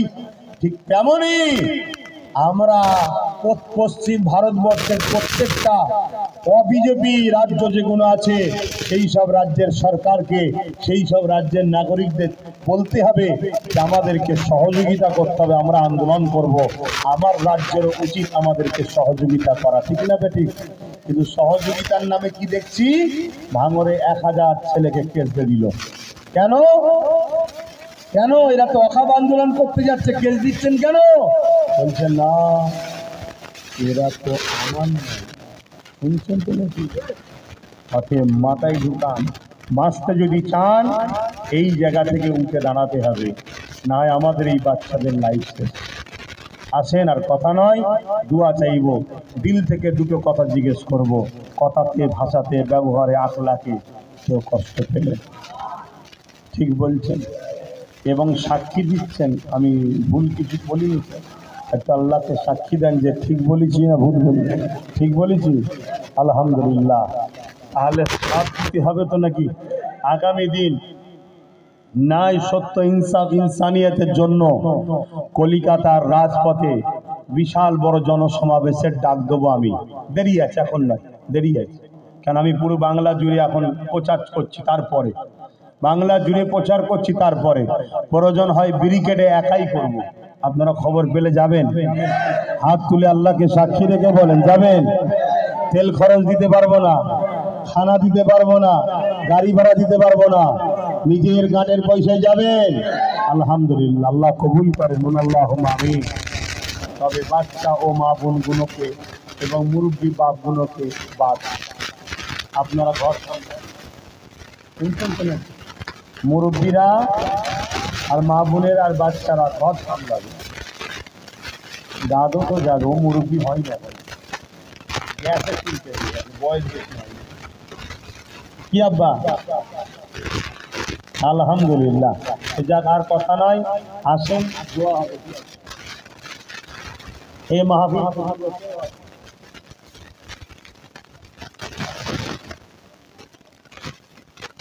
সারা কমিটি দ্বারা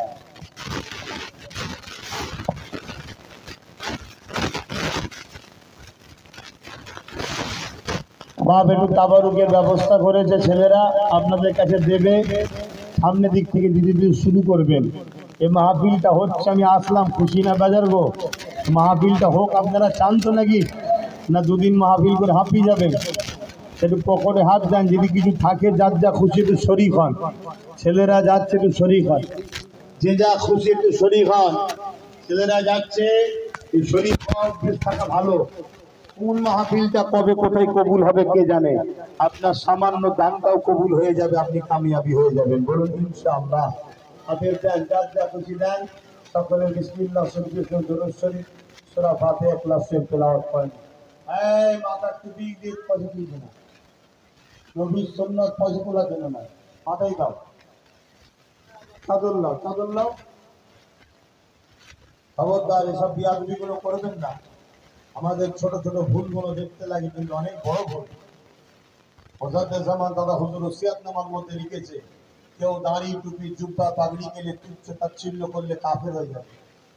দাদা হুজুর লিখেছে কাফের হয়ে যাবে, জানেন না? আলাদা কথা, তওবা করে নেন। খবরদার টুপি দাড়ি জুব্বা পাগড়ি তুচ্ছ তাচ্ছিল্য করবেন না। রাখতে পারেন না কবিরা গুনাহগার, তওবা করবেন, কালকে রাখবেন, আল্লাহ কবুল করেন। কিন্তু কেউ তুচ্ছ তাচ্ছিল্য করলে, আল্লাহ তাকে, নবীর ভালোবাসাকে তুচ্ছ তাচ্ছিল্য করলে কাফের হয়ে যায়।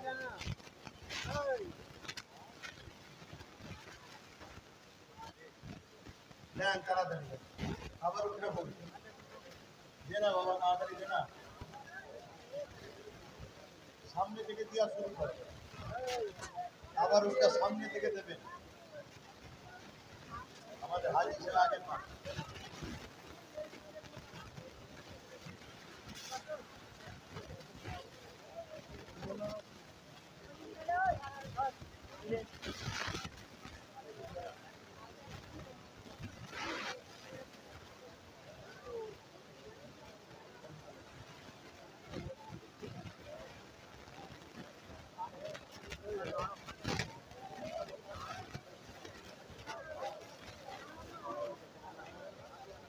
দাও দাও তাড়াতাড়ি তেলাওয়াত করো, মুখে কথা বলছো কেন?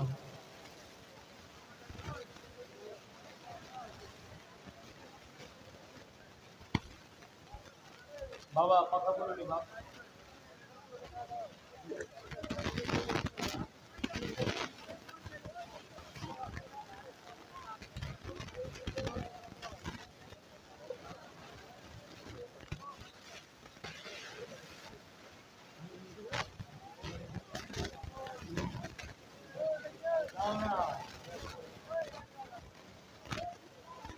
শুরু করো দাও।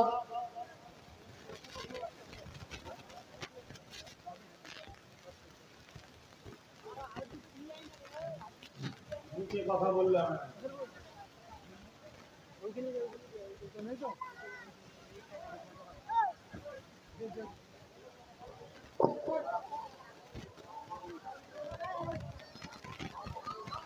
আল্লাহ আল্লাহ আল্লাহ।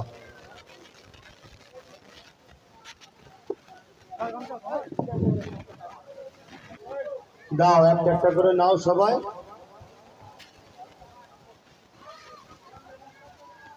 তাবারক নিয়ত করে নিতে হয়, একটা একটা করে নাও।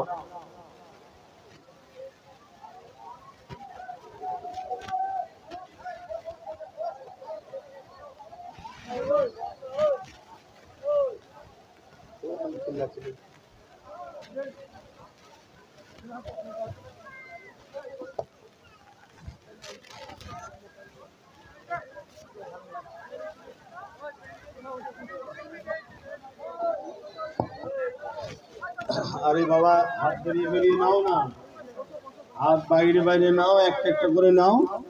ও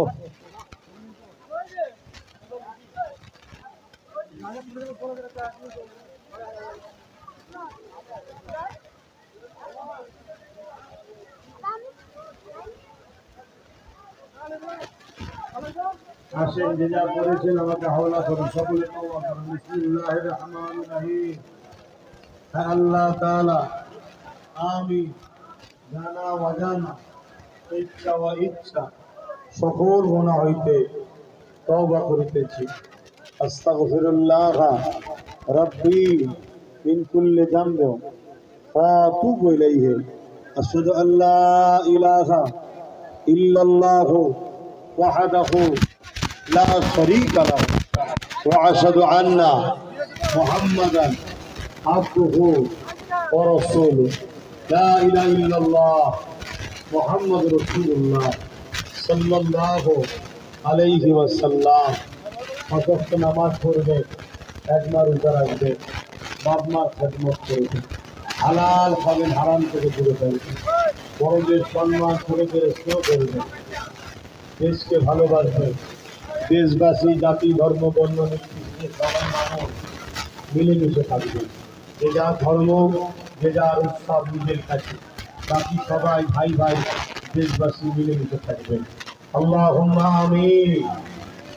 হ্যাঁ আল্লাহ, হাবিবের কত রহমত করে দেয়া আছে আল্লাহ।